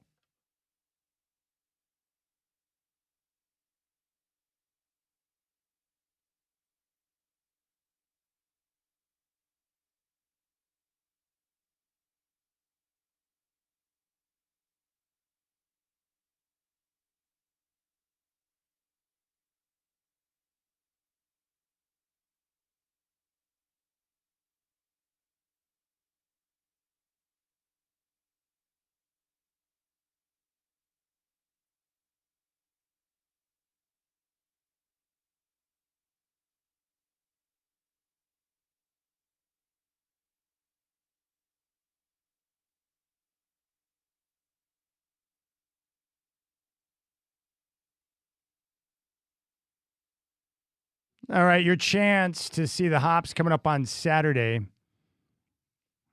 First pitch at 5:03. And that's this Saturday, which is July 25th. 4-pack of tickets to sit in the Rip City Radio Row. And again, as I've said, the new ballpark is fabulous. So if you've not been there, it's a place you're going to want to check out. So let me give you the telephone number, 503-248-0620. 503-248-0620. That is your telephone number. We'll take caller number 9 right now. Fire away, 503-248-0620. 503-248-0620 is your telephone number. We'll take caller 9, and caller 9 will get a 4-pack of tickets for the Hops game coming up on Saturday, first pitch at 5:03. Caller 9, call now. Your chance to see the Hops and the ballpark, not a bad place to sit in the new park. The food offerings are terrific. It is a fabulous setup. 503-248-0620 is your telephone number. You can jump on board right now. John Canzano is going to come up at 5:20. We'll talk with him and get his latest thoughts on what he's hearing. And he's really well tied in on the city side, the negotiations between the city and the Portland Trailblazers. Now, yesterday, Edan Krolowitz was in studio. He's the man behind Rip City, Not Rip Off. He's an MIT grad. This guy's really smart and knows his details really well. And I would encourage you to check out the site because he lays out everything for both sides. And really, ultimately, what is a fair deal? And what should the expectations be from taxpayers in the city's effort to negotiate the best deal possible for the city? What about the Trailblazers and what they're looking for? Edan has laid it out. But one thing he's also done is dispel some of the myths that are out there. And I asked him yesterday, what's the biggest myth to you? And here's what he had to say. I think the biggest myth of all of this is that, like, this is like Seattle. This is the thing I always hear, right? This is just like Seattle. And if you talk to people, and I know people in the media in Seattle, they'll tell you that Tom Dundon's using the Clay Bennett playbook. The Clay Bennett playbook is something I hear all the time. So let's dispel this myth once and for all. Yes, please do. Let's do this once and for all. I hear this every day. It couldn't be more wrong, and this is why. In Seattle in 2006, so before the Sonics left, there was a law called I-91 that was passed in Seattle, and that law said you cannot give any subsidies at all, period. You cannot give anything.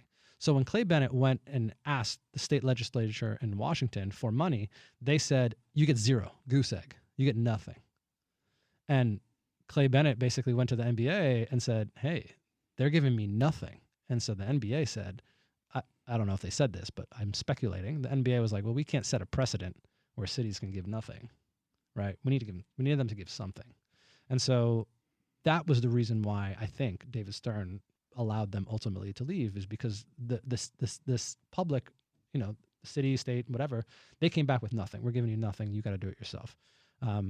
Our situation is completely the opposite, right? They came and asked for money. We literally handed them the money with like no questions asked, right?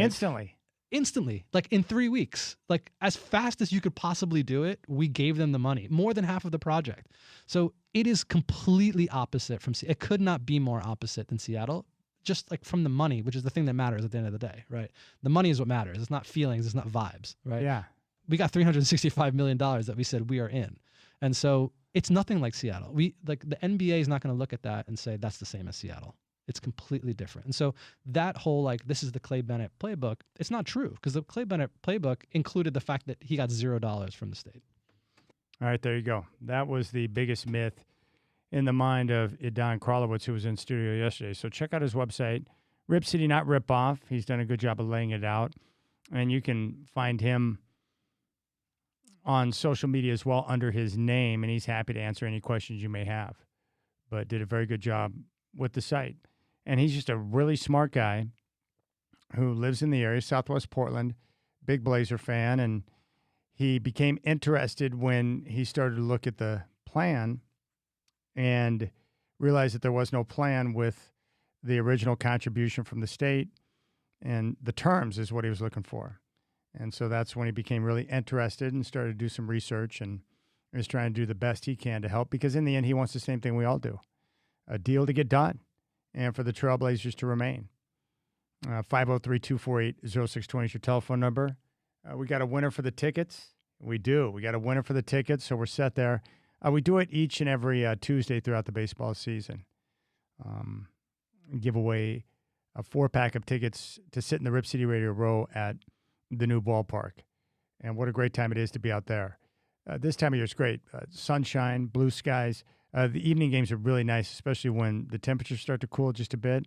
But just walking around the park, and you're able, once you enter the park, to do a full 360 walk. When I was there with Travis, he took his 2 younger boys, and mid-game they went out to center field. They've got, like this field turf out there. So it's kind of like a family get-together area where they got some different things to play on. It's like a playground out there. So you can be sitting there watching the game. Your kids can be running around and burning off some of that steam and playing in the playground. So the setup's really nice. Good food options, not a bad seat in the house. And it's just pretty amazing when you walk in. I've been to a lot of different minor league ballparks, but I've never seen one quite like that. Brand new, and it's like a major league park, which is pretty sweet. So there you have it. So we do it each and every Tuesday throughout the baseball season. So if you didn't win today, you can always listen next Tuesday, and we'll have Hops Ticket Tuesday again at 5 o'clock. 503-248-0620. I just confirmed with Dave Deckard of BlazersEdge.com. He'll join the show tomorrow, 4:20, and I'm going to step away from – we'll probably get his take on the negotiations and where we're at, but the biggest thing I want to focus on is just the Trailblazers roster. How do Dame and Ja fit together on the court? Sosa called in earlier. We were talking about, Ja, getting a second chance and having a chance to, reshape his image here in Rip City. I think this is the perfect situation for him. One, because he's going to get a chance to play, but most importantly, because I think he's going to have the right support around him teammate-wise to help him, get back to where he needs to be. But most importantly, before he even arrives here in Portland, he's already making better decisions based on what I've been told off the court to put himself in a position to succeed. And I do love, a good second chance story type of a situation. But for Ja, if you've had a chance to hear him speak publicly since he's arrived, especially down in Vegas, like he's excited about the opportunity. But more importantly, he's young at 26 years of age. He's going to be healthy going into the season, and this is an explosive basketball player. But defensively, like if they're going to start Dame and Ja together, how's that going to work? So we'll dive into that with Dave. Now, we did hear from Mike Inori, and he's had conversations with Ja where it was, a situation where it's like, hey, whatever you need me to do. And it's good that he's got an open mind to that. And you're going to need players like that, especially when you got a logjam at one position. Some guys may have to take on a different role or may have to come off the bench or may have to play and spend time at a different position. Like Drew Holiday, because of his ability to guard, multiple spots on the floor, he may spend time at the 3. So you've just got to be able to keep an open mind. So we'll dive into how that's going to work, because I think the fit, most people I talk to, like, great value. I don't understand the fit. And that's kind of the way I see it too. But the biggest thing I want to accomplish today, John Canzano is going to join us coming up here at 5:20. And I want to try and be as balanced. I want to give you all sides. And so you know how I see it. I think in the end, they're going to get the deal done. I'm not worried about the team leaving. I think the rhetoric that we're seeing now from both sides is part of the negotiation period. And I think it's all going to drive them to the bargaining table where they're going to get a deal done. The team's going to remain long-term. But there are people who don't see it that way. And the great thing about Canzano is that he's been really plugged in on the city side. So he's got some good insight in terms of what they're dealing with, how they view the negotiations from their end, and ultimately what are the obstacles they've got to overcome, to be able to get to a point where they can agree. Because we all agree, no matter where you come from, everyone knows this. If the Blazers leave, it's going to be a complete disaster for the area. It would be devastating. And no one wants to see that happen. It'd be very bad. It'd be bad for the city business-wise. It would be bad for the future of sports in Portland. It would be bad for the overall morale. I think it was Dwight who pointed out that no one in this city is celebrated like they did back in 1977.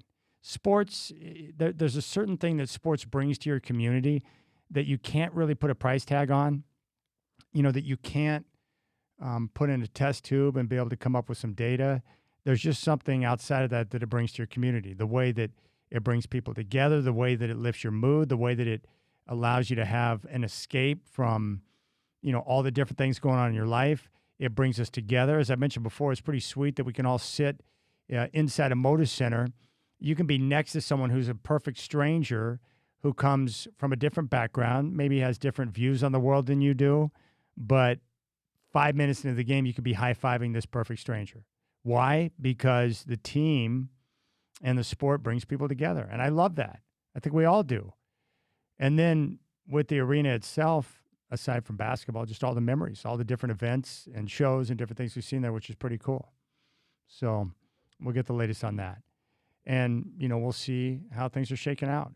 Also, I'm in the process of getting Phil Steele on for his annual interview to preview the upcoming college football season.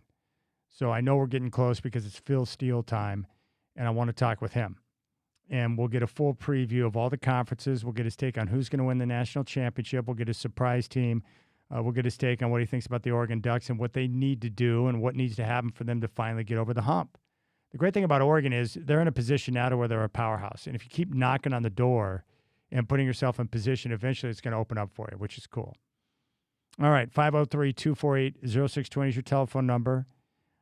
John Canzano's coming up next. Now we'll get the latest on him. He'll tell you about his new YouTube show, which is pretty awesome.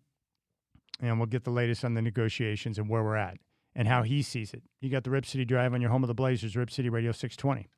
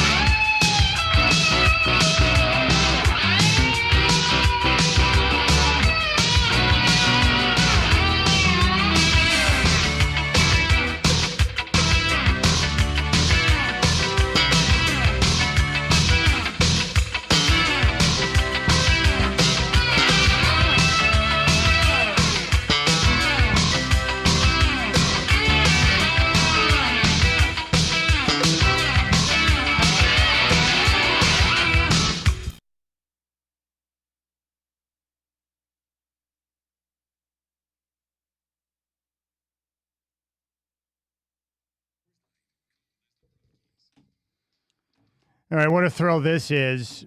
Make sure you check out his website, johncanzano.com, and his brand new show on YouTube, which is fantastic, Bald-Faced Truth Unfiltered. I'm very happy to welcome John Canzano to the show. John, good afternoon. Thanks for coming on, my friend. Man, it's full circle moment here. I'm excited to be on your show. I've been listening to you for really since I went off air. So I'm just so happy to be with you, Chad. You know what's great is I was thinking about this the other day when I was hearing John Strong calling World Cup games. Like, I remember those days where he and I were sitting in studio assisting you on your show back in the day at Rose City Radio, and just amazing to see how so many of the guys from that studio have gone on to do so many great things. You know what? Wasn't it apparent that he was Bob Costas, Yes. in those moments? Like, didn't we know? We were called him Strongopedia. We'd give him a hard time about loving soccer, but he loved it. I actually saw him today. He just got back in town. He was gone for 6 weeks, and I saw him today. He's the same old guy. He loves doing it, and he got a lot of a lot of back patting, and a lot of people noticed him during this World Cup. But he's been doing it for years. Yeah, it's so great to hear him, and he did such a tremendous job. I was so proud of him. It's so good to hear. And John, it's great to have you on the show. So first off, your show, Bald-Faced Truth Unfiltered, on YouTube. It's brand new. Tell us about the show, what you're trying to accomplish, and where people can reach you, because I love what you're doing so far and putting out on that platform, which is tremendous. Yeah, look, I'm having a lot of fun on YouTube. It's where all the kids are. People want to see me on video. Obviously, I've got the hair for it. But I think, look, I think it's interesting to interview people and have people see that interview happen in person. And radio is great. Like, there's a place for radio in the world, and I still think the show, is going to be syndicated on radio and might even pop up right here on KPOJ or 620 AM. So I think people stay tuned for that. But I think it's just a lot of fun. It's a different kind of show. I can go longer form with the interviews. I can have different kinds of guests on. Adidas is sponsoring it. I got to thank John Miller and the team at Adidas. I met with Adidas, and they were like, "Hey, we love the interviews you do. We'd love to be part of that." And so it's just something really fun, really different. And I like to paint outside the box, and YouTube is outside the box. No question about it. All right. Last week, things really started to ramp up in the conversation and the negotiations between the Trailblazers and the city after Commissioner Silver spoke on the matter at Summer League in Las Vegas. The city sent over a term sheet to the Trailblazers on Friday, and then quickly after that, we got reporting from The Athletic that it was basically a non-starter. So what are you hearing, and where are we at in the negotiations between the team and the city? Well, you said it. It's a negotiation. So you have to, as a fan or a media member, you have to view everything through that prism, because both sides are going to be trying to manipulate the public and manipulate the messaging. And so you got to know that going in. And so I thought the city did a really smart thing, because the Blazers were not at the table, whether that's a strategy or it's Tom Dundon's personality. The Blazers were not engaging with the city, and the city was frustrated about it. I did talk with people who were directly involved in the negotiations last week. Prior, it was Wednesday or so that they told me, "Hey, we're really frustrated. Tom Dundon and the Blazers are not negotiating." And I thought it was interesting that the city went public with the negotiation. You generally like to have this happen behind the scenes, but I think the city was very strategic in going public and saying, "Hey, everybody, look how reasonable we're being. Look at how transparent we're being. Hey, Adam Silver, are you paying attention to what we're doing? Hey, other owners in the league, have you seen the terms that we're offering?" I think they were trying to gain some measure of transparency and empathy from the room. The Blazers obviously didn't like what they saw, or they're just negotiating. And so the message back comes through the New York Times or The Athletic, "Hey, this is a non-starter." Now, I did speak today with sources at City Hall. I said, "What's the next move?" I said, "Do you go back to the Blazers? Do you sit tight? What do you do?" And they said, to this point, Tom Dundon and his group have not reached out to the city after getting the terms. They have not responded. They don't have an answer back. I said, "Will you then, send a different term sheet out?" And they said, no. They said, "Why would we negotiate against ourselves?" So I think we're at a little bit of a standstill here. I think there's a lot of gamesmanship going on. I'm worried about the Blazers, and I'm worried because of what they mean to the city, what they mean to the state. This is an ecosystem that, they're the glue. They're in the middle of it. They're the sun here, and all these other things revolve around them. And so I think it's really important that they stay in Portland. I also think that the league knows what they mean to Portland. This is not, this is not a city that's got multiple major league sports franchises. I think the other owners know that it's a great NBA city. I think it would be a massive PR hit if the Blazers left. I think it would be a stain on Adam Silver's legacy, the same way that the Sonics leaving Seattle are a stain on David Stern's legacy. And so I think there's a lot working in the favor of fans who want to see the Blazers in Portland. And I think the biggest thing, though, might be Adam Silver and those owners. They've got expansion coming. They want to get to Vegas and Seattle rather than later. If Dundon tries to move the team, it's going to hold things up. I do think we could see a situation, even if Tom Dundon doesn't come to the table in a meaningful way, that the NBA and the owners say, hey, you don't have the votes. You don't have the votes to even think about leaving this market. Get in there and negotiate. Look at the terms that the city has put forth. I'm with you, Chad, in that I'm hopeful that it works out the same way, but I'm scared right now. I'm anxious for fans. I'm anxious for the market because I don't think we've ever seen the team wobble in this way as far as the certainty of staying where they are. We're talking with John Canzano. The public perception is throughout this process that Tom Dundon has all the leverage. Do you see it that way? Do you think the city maybe has more leverage than what they even think they do? How do you see it there? I think he's got a tremendous amount of leverage because of the way that bridge lease, that short-term lease, was negotiated. I'm frustrated with Jody Allen. She was supposed to be the trustee of the Paul Allen estate, which to me, yes, there's a fiduciary duty there to do what's right by Paul Allen's estate, but she's also his sister. Like, she knows how much he loved the team, how much he loved the franchise, how much he loved the Pacific Northwest. And for her to put the team in a position where it was a short-term lease, you now get owners who might have the idea of moving the franchise, bidding on the team. Glenn Taylor in Minnesota made sure that the Timberwolves stayed with an owner who was going to keep them in Minnesota. You have the family that owned the Milwaukee Bucks. They extended that lease prior to having the sale go down. I am told that City Hall pushed for a provision in that bridge lease that would have extended it by 10 years if there was a sale in this 5-year period. Jody Allen pushed back against it. It didn't end up part of the deal because of that. And I put some of this on her. I think this would have been a very easy fix to sell the team to somebody who was anchored here for a decade, and suddenly you take leverage away from Dundon. I think the leverage that the city has right now, they're wielding all of it. They're going transparent. They're letting other owners see the term sheet. They're looking over at Adam Silver, and you mentioned his comments. I thought it was really interesting when Silver went public. He wasn't like shaming the city of Portland with his comments. He kind of was talking more like a mediator, saying, hey, I'm disappointed that more hasn't been done here.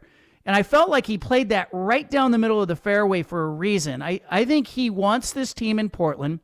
I think he's signaling to Tom Dundon that, I'm not coming out. I'm not going to just pile onto the city. But I think the city is at a disadvantage here because without a tenant in that building, it's just an empty building. It's like the Edward Jones Dome in Seattle or in St. Louis that doesn't have an NFL team in it. We're talking to John Canzano, host of Bald-Faced Truth Unfiltered. Check out his website, johncanzano.com. Have you gotten a sense from the people you've spoken with of the term sheet, like the biggest sticking points in the negotiation as we continue with this process? It's hard because when you just say it's a non-starter, you throw a blanket over it, like, no deal. We all have negotiated with our children growing up. You have. I know your kid. He's a great kid. But you've negotiated with that kid when he was 5 and 6 years old. Yeah. That's what kids say. No, not doing it.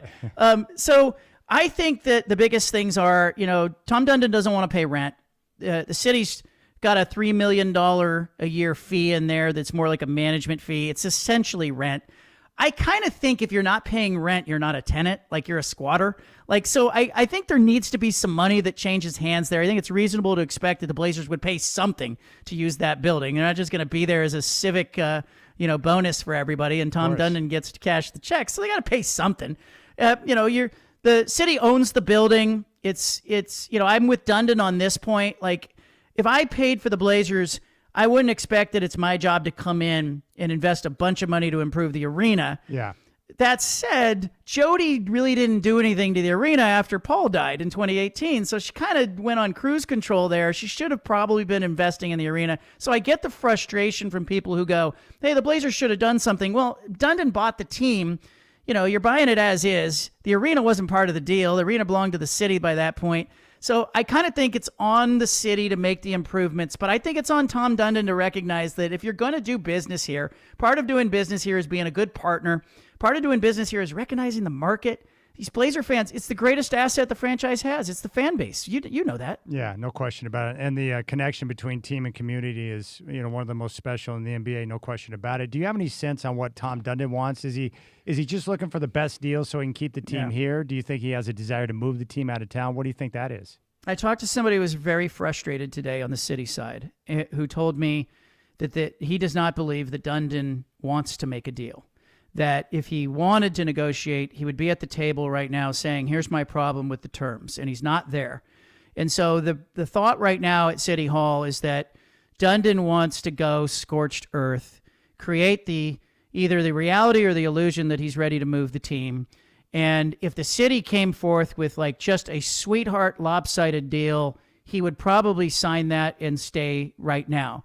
But what I think the city is hoping happens between now and really the end of the year, or maybe October is where I could kind of see this kind of hitting an inflection point, is I think the city is hoping some of the leverage slides their way with other owners, the Board of Governors, who are looking at Tom Dundon, who, I got to say this, he's not quite like the other billionaires. And there's a certain stigma to how he earned his money, right? He's in the subprime automobile business, and there's some old money in that room that is looking over going, hey, you bought your way into the club, but you're barely in the club. The group only owns 80% of the team right now, not 100%.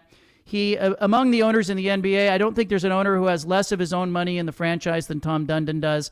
And so I think Adam Silver may get some momentum in that room from other owners who go, you know what? He's getting good terms. He's in a city that loves the NBA. This would be a bad PR move. It would pause Seattle and Vegas as expansion options. And I could see owners lining up going, I'm not going to vote and allow you to move the team. If that happens, the leverage slides back towards the city, and that's where I think we get a deal done. And don't you think, too, that if the city is able to come to an agreement and approve the funding, that it would be very difficult. I can't imagine the owners being quick to walk away from that type of free money, nearly $600 million. Yeah, I think there are a lot of owners in the NBA who saw that term sheet and went, I don't have that deal.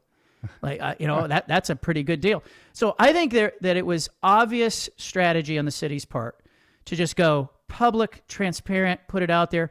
And let's be real, city leadership in Portland, not been great, right? Like there's been a lot of, it's a narrative that's easy to paint. If you and I were advising Tom Dundon and the Blazers, we'd go, all right, here's the plan. Going to make the city look like it's their fault. And until they do something to prove otherwise. So I thought the city was really smart to come out and be like, hey, look at what we're doing. This is a good offer. But they're doing, like, it's hard to move all of those politicians in Portland in the right direction. And right now, it does feel a little bit tenuous. Like if Dundon pushes back too hard, you may lose some support in that room. And if that happens, we have a mess on our hands. Yeah. How difficult is it with the expanded council? I mean, just the process that they have to go through to be able to come to a decision. Too many cooks in the kitchen. Yeah. I mean, it's just, go to cities that get things done from a sports standpoint. Vegas, like they're building that A's stadium. I don't even think they were sure they had the team. And they were like, the stadium was going up. Like, in Portland, we wait too long. We're too slow to react. And there's problems on the city side. But on this issue right now, I think the city has played it pretty well. I think Tom Dundon is I don't think he was aware of the fan base when he bought the team. I didn't like his comments at the introductory news conference. Why did you buy the Portland team? Well, it was the only one for sale. You don't say that. You come out and you say, hey, this is a great franchise. It's got great fans. It's got wonderful history. I want to win another championship in Portland. People would love him for that. And I do think if they get a deal done, people will forgive him if they win. And that's the ultimate thing in sports. Yeah, if you win, people forget a lot. So the upcoming dates, they're going to have public testimony on the term sheet August 5th. On the 6th of August, public testimony, and they're going to have deliberations within the council, with the council vote on the term sheet August 12th. So how do you see this playing out? I think the city for now is going to try to do everything they possibly can do to look like they're a good partner doing good business. And I think that's that benefits Blazer fans who would like to see the team stay here. And meanwhile, I think Tom Dundon's got to be making contingency plans, and he has to be posturing or even outright negotiating and thinking about where else could I take this team. I am told he will not go to Seattle. He will not be able to control the arena in Seattle. Not interested in moving the Blazers there potentially. Vegas, the NBA owners aren't going to let that happen. There's too much money there from an expansion fee standpoint. I do know that Dundon kicked the tires on expansion opportunities in Vegas before he bid on the Blazers. And then I think there's a wild card possibility that is hanging out there that nobody's really talking about. The Bethal family that owns the Fire, that owns the Thorns, they were the runner-up bidders. They were at $4 billion for 100% of the Blazers. Dundon's group was at $4.25 billion for 80%. It's less money. The trust still holds 20% of the Blazers. Jody's still sitting there. If Jody grows a conscience here and says, my brother's wish would be that the team didn't move, I think it would be very easy to invite the Bethal family back into this conversation and say, look, just buy Tom Dundon out. If it's not going to work, buy him out. You wanted to keep the team here. I'm sure Dundon could make a profit on, the $850 million of his own money that he put into the team. Give him $1 billion. He would take that 15% profit over several months every day. And suddenly you got the bundle that should have happened with the Fire, the Thorns, and the Blazers all under the same umbrella. And, of course, the Bethal family would want to keep the team here and thrive in Portland without question. 100%. It just works. It's actually the deal Jody should have made. If you think about it, you do the math. They took $3.4 billion for 80% of the team instead of $4 billion for 100% of the team. I think the holistic thing to do would have been to sell to the Bethal family. All right, so you have Camp Exceptional going on right now? Yeah, it's going on this week. It's my favorite week of the year, and you know it, and Isaac, your kid, knows it, and what a wonderful week. And all the kids that come out there, kids with special needs, kids with challenges, kids that are typical kids, sports camp, Portland State football teams out there helping out. LaSalle High School, 9 a.m. to noon tomorrow. If you want to stop by, you can sit in the stands. You can watch Portland State football team help lead these kids through the football lesson tomorrow. Well, what's cool is that, and I would imagine you get this from a lot of kids, but it's got to be nice knowing that, like, my son Isaac, he's going to love you and Ben forever. Your kid was so fun. And I remember, he came out there, he liked to wear long pants, and It was warm in the summer. Yes. And then, like, on the 4th or 5th day of camp, he walks up with shorts on, and it was like big smile on his face and a pair of shorts. I love that. I love it. Hey, John, I appreciate it. Be sure to check him out. Go to his website, johncanzano.com, and check out his new show, Bald-Faced Truth Unfiltered, on YouTube. John, thanks for making time for me. I appreciate you. Anytime, Chad. Thanks, man. There you go. There's John Canzano. All right, if you got a reaction to that, 503-248-0620. John Canzano here on the Rip City Drive. And his new show really is good. The YouTube platform is terrific, and it fits Canzano really well.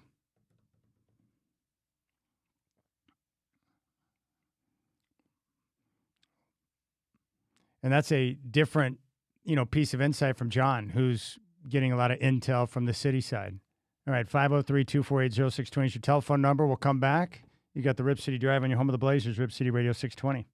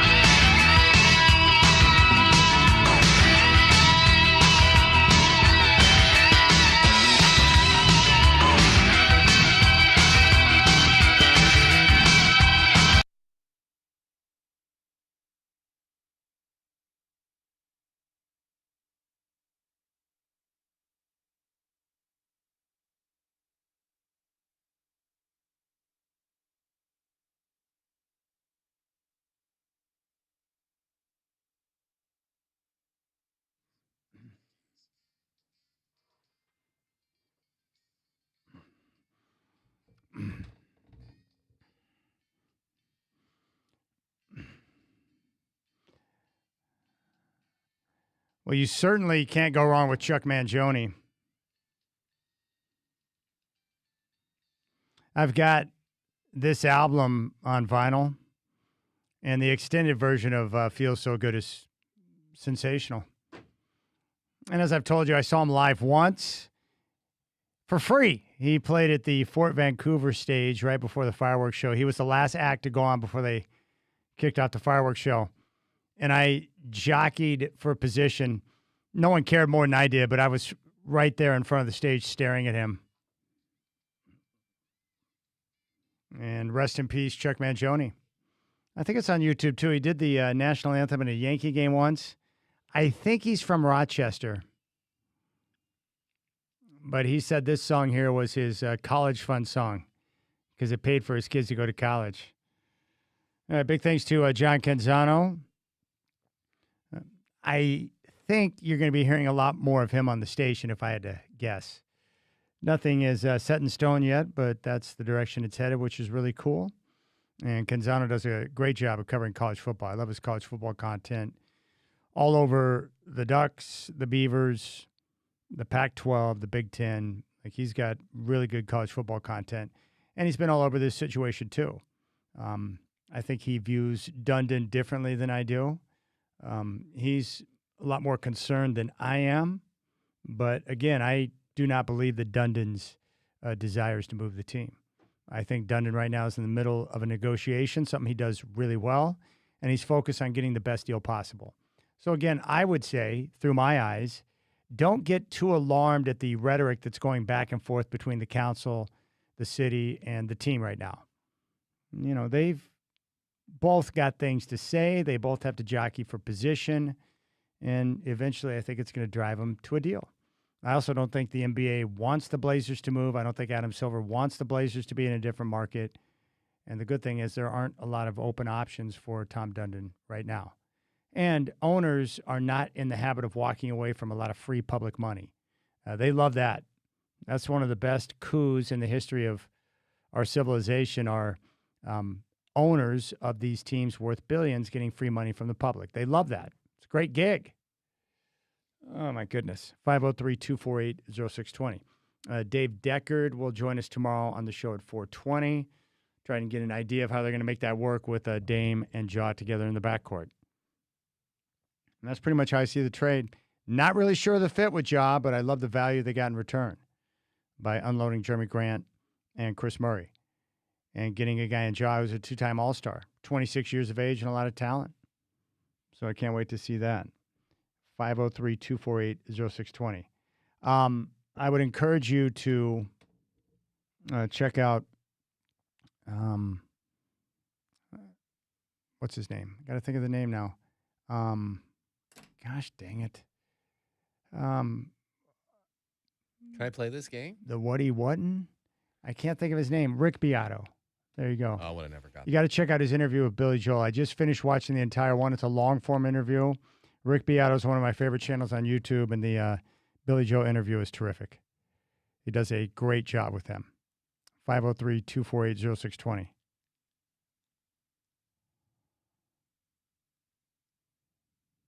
Okay, Chad, I missed your interview.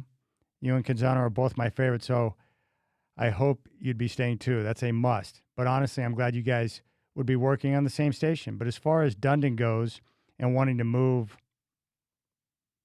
as Cheech and Chong's album, I don't know if you remember, but looked like Dog Bleep. Yep. It looks like Dog Bleep. Smells like Dog Bleep. Yep. It smelled like Dog Bleep. It tastes like it. It must be it. Like a lot of people tell me what Tom Dundon is. Look, all I know is that if you go back and look at the process when he purchased the Hurricanes, it was a cutthroat negotiation there as well. But they ended up getting a deal done. And there was a lot of things said on both sides, but they eventually got to a point where they got a deal done, and now it's thriving. And he just won a Stanley Cup. I do like the fact that he's, a self-made man. He wasn't given money. He's determined. He knows what he wants to accomplish, and he's going to set his sights on that.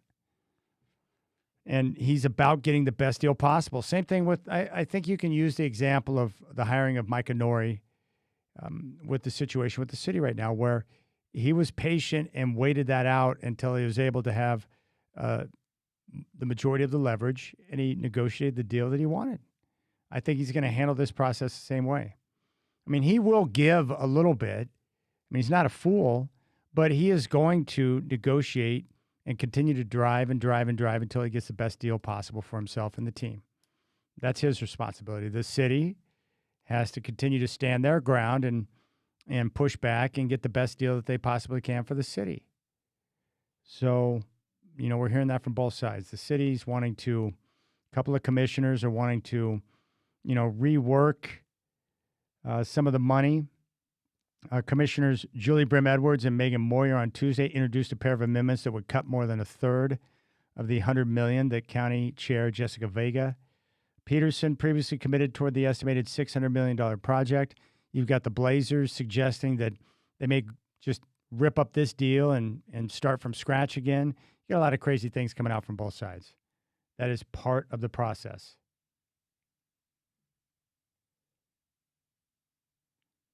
Just got this message from the 503. Been to every single one of Billy Joel's concerts in Portland and even saw his final show in Seattle. He's great. I saw him in San Francisco. He was awesome. Sounded great live. His band was terrific, and he is really good working the crowd. I wish I could have seen one of his shows at Madison Square Garden. But the one thing I like about his idea on songwriting, he reached a point where he knew that he didn't want to do the grind anymore, and he didn't want to do one album too many.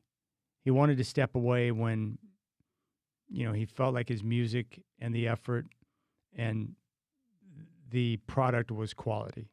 And he stepped away when he did, which is cool. And the great thing is when you have a ton of hits, it allows you to go out and tour and continue to play your songs and get your music to your fans and the next generation, right? That's what's cool about some of these bands that continue to tour is that they're introducing their music to, youngsters, people that have never heard it before. And you continue to grow your fans who want to consume your music, which is really cool. And I like that. I even caught my daughter. What was she listening to the other day? She likes to listen to music when she's taking a shower. I am Jerry Rafferty. And I was like, hey, that's pretty cool. I like it when I hear my kids. And Isaac really has an older so he likes a lot of the older music. But every once in a while, I'll catch my daughter doing that. And I'm like, that's pretty cool. I think a lot of us are impacted by, what we grew up with, like your parents, right? The music that your parents listened to. Were you impacted by the music that your parents listened to, Shacker? Do you remember any of that? No, because they listened to musicals and operas. I didn't want to listen to that stuff. Musicals and operas. Yeah. I had older parents. Yeah, I would not listen to that either. Do you like musicals? Do you like watching them? No.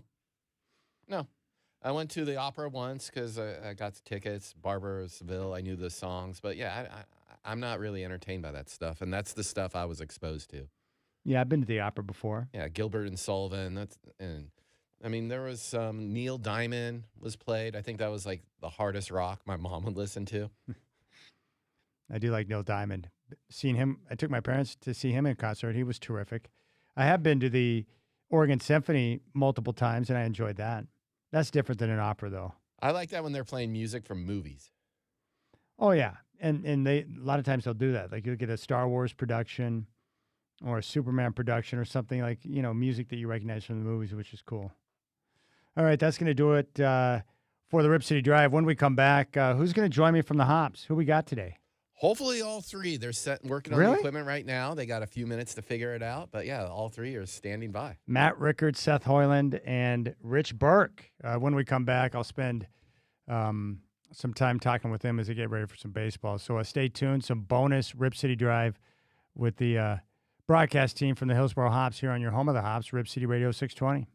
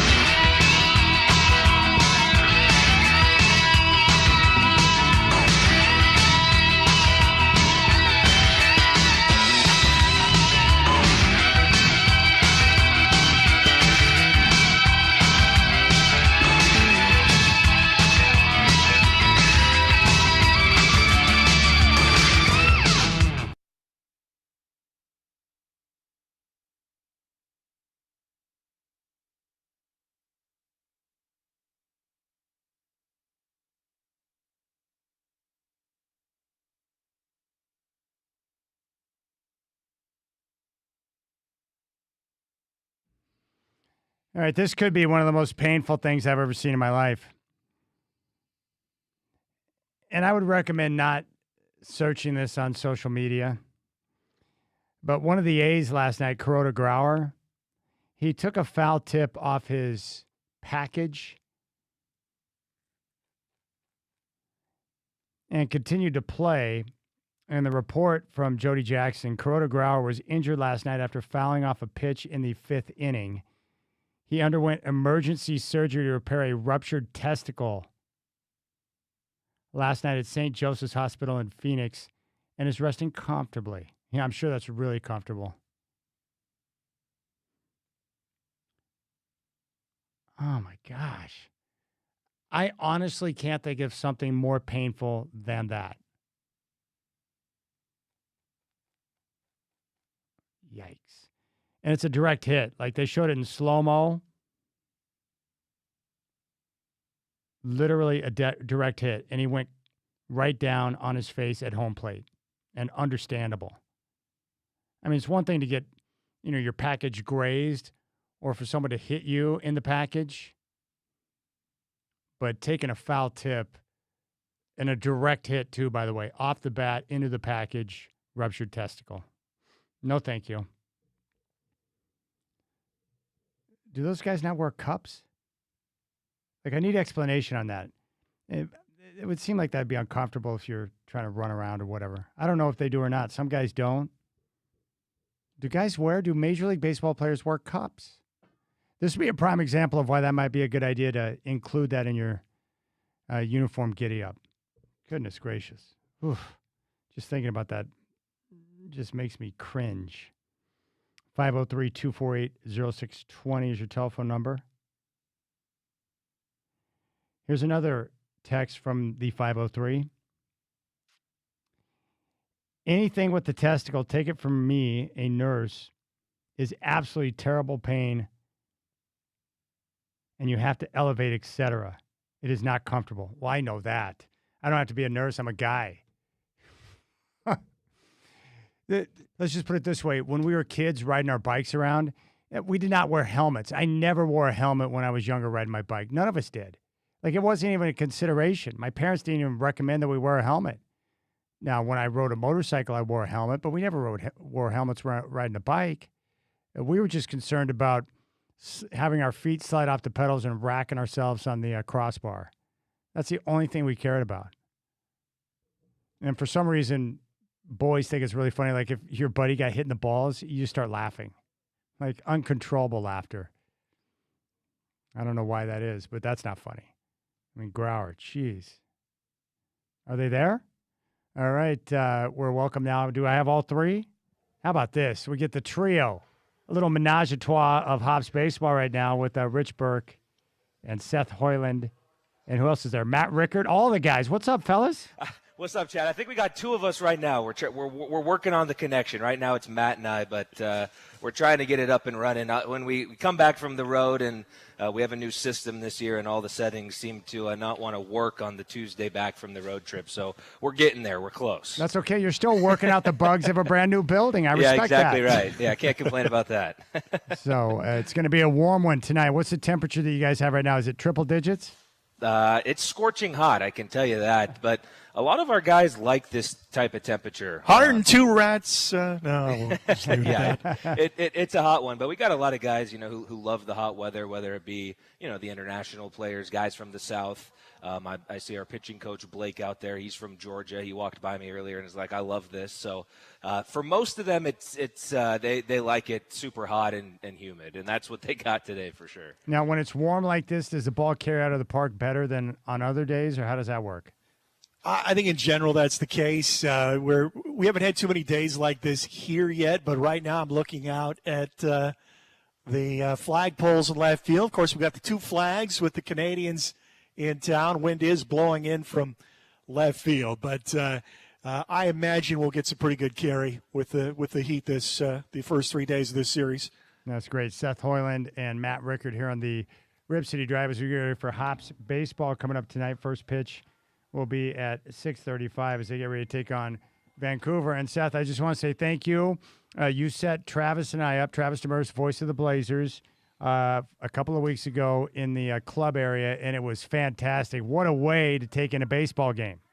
Yeah, it was pretty cool to see you guys come with your families and be able to enjoy the games. Obviously, we love being able to treat people here at the new ballpark and kind of get people to see the ballpark for the first time. I know you've been here a couple times. It's your first time for a game, and I know Travis had never been here before. So, yeah, definitely glad to see you guys here. And, anytime you want to come back out, definitely let us know. All right, Matt, the Hops able to get off the schneid and snap a 7-game losing streak with a big win on Sunday at Eugene. So what's been the big issue over the last couple of weeks? Oh, man, what hasn't been the big issue? It just seemed like a general going into the All-Star break, I think we all got the impression there just seemed to be a general malaise around the team, kind of lethargic performances, not a lot of fire, not a lot of spirit, a lot of mental mistakes on the field, physical errors compounding more than usual.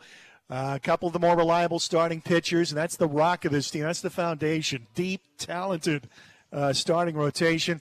A couple of guys got knocked around. Brian Curley, who's gone up to Double-A, got hit hard in a couple of starts. Wellington Arosena had one start where he got pounded, another one where he couldn't find the plate. The bullpen woes that plagued the Hops early in the season kind of reared their head again with a couple of players in particular. And also the big money guys on this team. There's 3 first-round draft picks that are in the lineup just about every day, and they were producing pretty much bupkis during the losing skid. And even you go back to Sunday, J.D. Dix and Kaysen Cunningham, the 2 first-round picks up the middle at second and shortstop, 0 for 8 combined in that game. So they were not the ones producing the runs. It was Carlos Birahonda. And really, of all the prospects that have joined the Hops midseason, he's been the most impressive.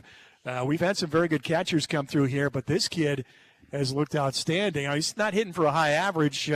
Average is down from low A, but his power production, he'd hit 10 home runs at low A before joining us. He's hit 5 more just in the short time he's been here, less than 80 plate appearances. That puts him up with the elite power hitters in this league, and he's been great behind the plate as well. Arm maybe not quite to the level of Alberto Barriga, who we've moved on to Double-A, but blocking skills are fantastic, and he does have a 60 grade arm or 55, depending on what scouting report you look at, which is very good. And Eugene did very little base running over that 3-game series. They didn't take 2 out of 3 because they ran the bases on us, that's for sure. All right, so what do you guys think about the pitching matchup tonight? Ayers against the Chavarria. Yeah, I mean, and going back to the Hops skid, obviously, we've talked a lot about starting pitching and really the team on paper. I mean, when the Hops started the second half of the season 6-2, we were talking about the same thing. Hey, we have a lot of top prospects, a lot of first-round picks on this team. Right now they're performing, but we've had plenty of first-round picks. We've had plenty of really, really talented teams since I've been here. In 2022 was my first season. I don't know if I'm the problem or not, but we haven't made the playoffs since I've been here. But you know, it's frustrating to watch. It's frustrating to lose 12 of 13, 13 of 14, but there's a lot of future big leaguers on this team right now, and so I think that's kind of a bright spot to look at. You know, you're going to be coming to the ballpark as a fan, or us who get to watch every game, and keeping that at the back of your mind. Obviously, they're wanting to win, but also trying to get to the big leagues, and so I think at the end of the day, that will still be achieved despite that. But going on to the pitching matchup today, yeah, Kyle Ayers, he's by way of University of Houston and TCU. He's been long relief out of the bullpen for a lot of this year. He'll be getting his first start in quite some time here today.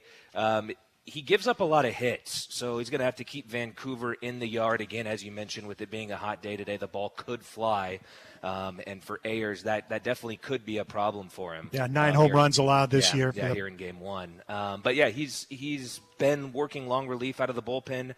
We've seen the Diamondbacks kind of change up the Hops rotation. Seems like they kind of found a system that they like to do. The guy who pitches on the Tuesday will then not pitch again until the following Sunday, throw a bullpen middle of the week the next week on the Wednesday, and kind of have a 5-6-man rotation that way. So it's kind of his turn to start again, and he'll be on the mound today for the Hops. He pitched pretty well in June, and then his first outing in July, he shut down Spokane over 4 innings of bulk relief back on July 4th. So hopefully he's settling into a groove here as the weather heats up.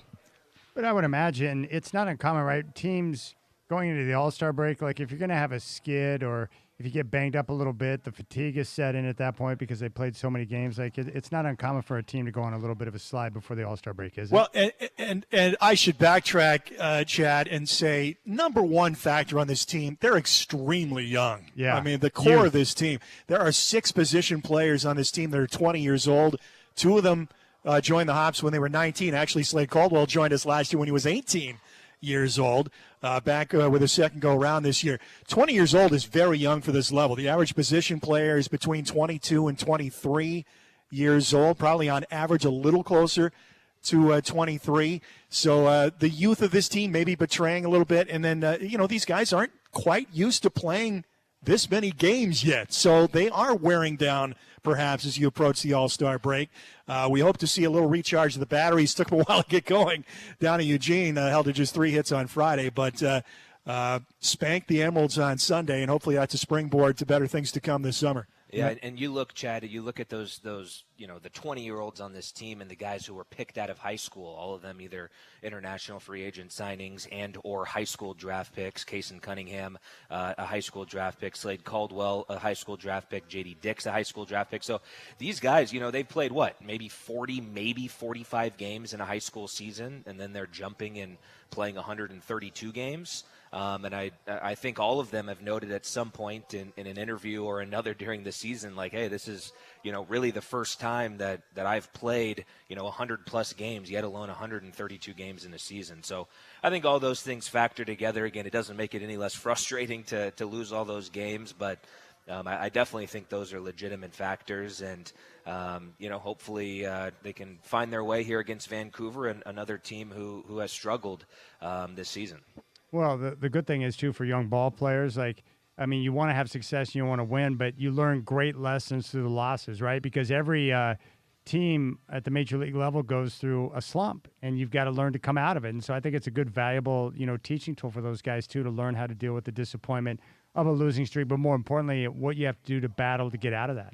Well, and the way it's so much different, too, than other, the other sports. NBA, you get drafted first overall. You're going to be starting for your team in the league the next year. Same thing for the NFL. Caleb Williams is going to get picked number 1 overall. He's the starting quarterback the next year. But it's not that way in baseball. And so, with the MLB draft just happening, the Diamondbacks just had the 15th overall pick, the 31st pick, and then, picks throughout the 20 rounds. So we'll start to see some of those guys get assigned to some of the minor league teams, depending on if they're a high school or a college player, if they're a more veteran guy, or if they had, more innings than the professional team would like. We'll start to see some of those guys trickle in here over the next couple weeks. But it is just so much different in baseball, because even the first round picks have to work their way up, the same way. Really, the only guys who make it straight there are, the Shohei Ohtanis, obviously the unicorns, the guys who are playing internationally, professionally, and, maybe they're older, 25, 26, 27. But really, it's only a handful of guys over the decades that have broken into the big leagues. Yeah. Straight from the draft. And every one of them, as you mentioned, Chad, every one of them, I think, probably had a slump at some time in the minors. Kason Cunningham, again, we've mentioned his name multiple times. He played in the Futures game in Philadelphia. He led the California League in on-base percentage and average when he came here. And we were kind of joking. He's been on kind of a prolonged slump here, has yet to really find his way. But we've joked, in his entire life, he's probably never hit this poorly at any league, at any level, with any team ever. And so, again, it's kind of the first time for him where, oh, crap, I'm 0 for 10, or I'm 0 for 12, or I'm 0 for 14, and figuring out how to deal with that. And that's really what the minors is all about. And yeah, it's the Major League Baseball season's a meat grinder. It's 162 games. You got to prove it before you can get there. That you are not only have the physical capability to handle that grind, but the mental capability to handle all the adversity that's going to come your way, and it will come. Baseball will humble you. It hadn't happened for Kason Cunningham yet, and he's dealing with it now. We'll see how he works through it. All right, coming up next, we're going to turn it over to Seth and Matt as they get ready for the Hops and the Canadians here on your home of the Hops, Rip City Radio 620. Gentlemen, thank you for your time. We'll catch up soon. Enjoy the game tonight. Thank you, sir. Appreciate it. Thank you, Chad. All right, big thanks to Seth and Matt. You guys have a great night. We'll be back tomorrow, Rip City Drive at 3, right here on your home of the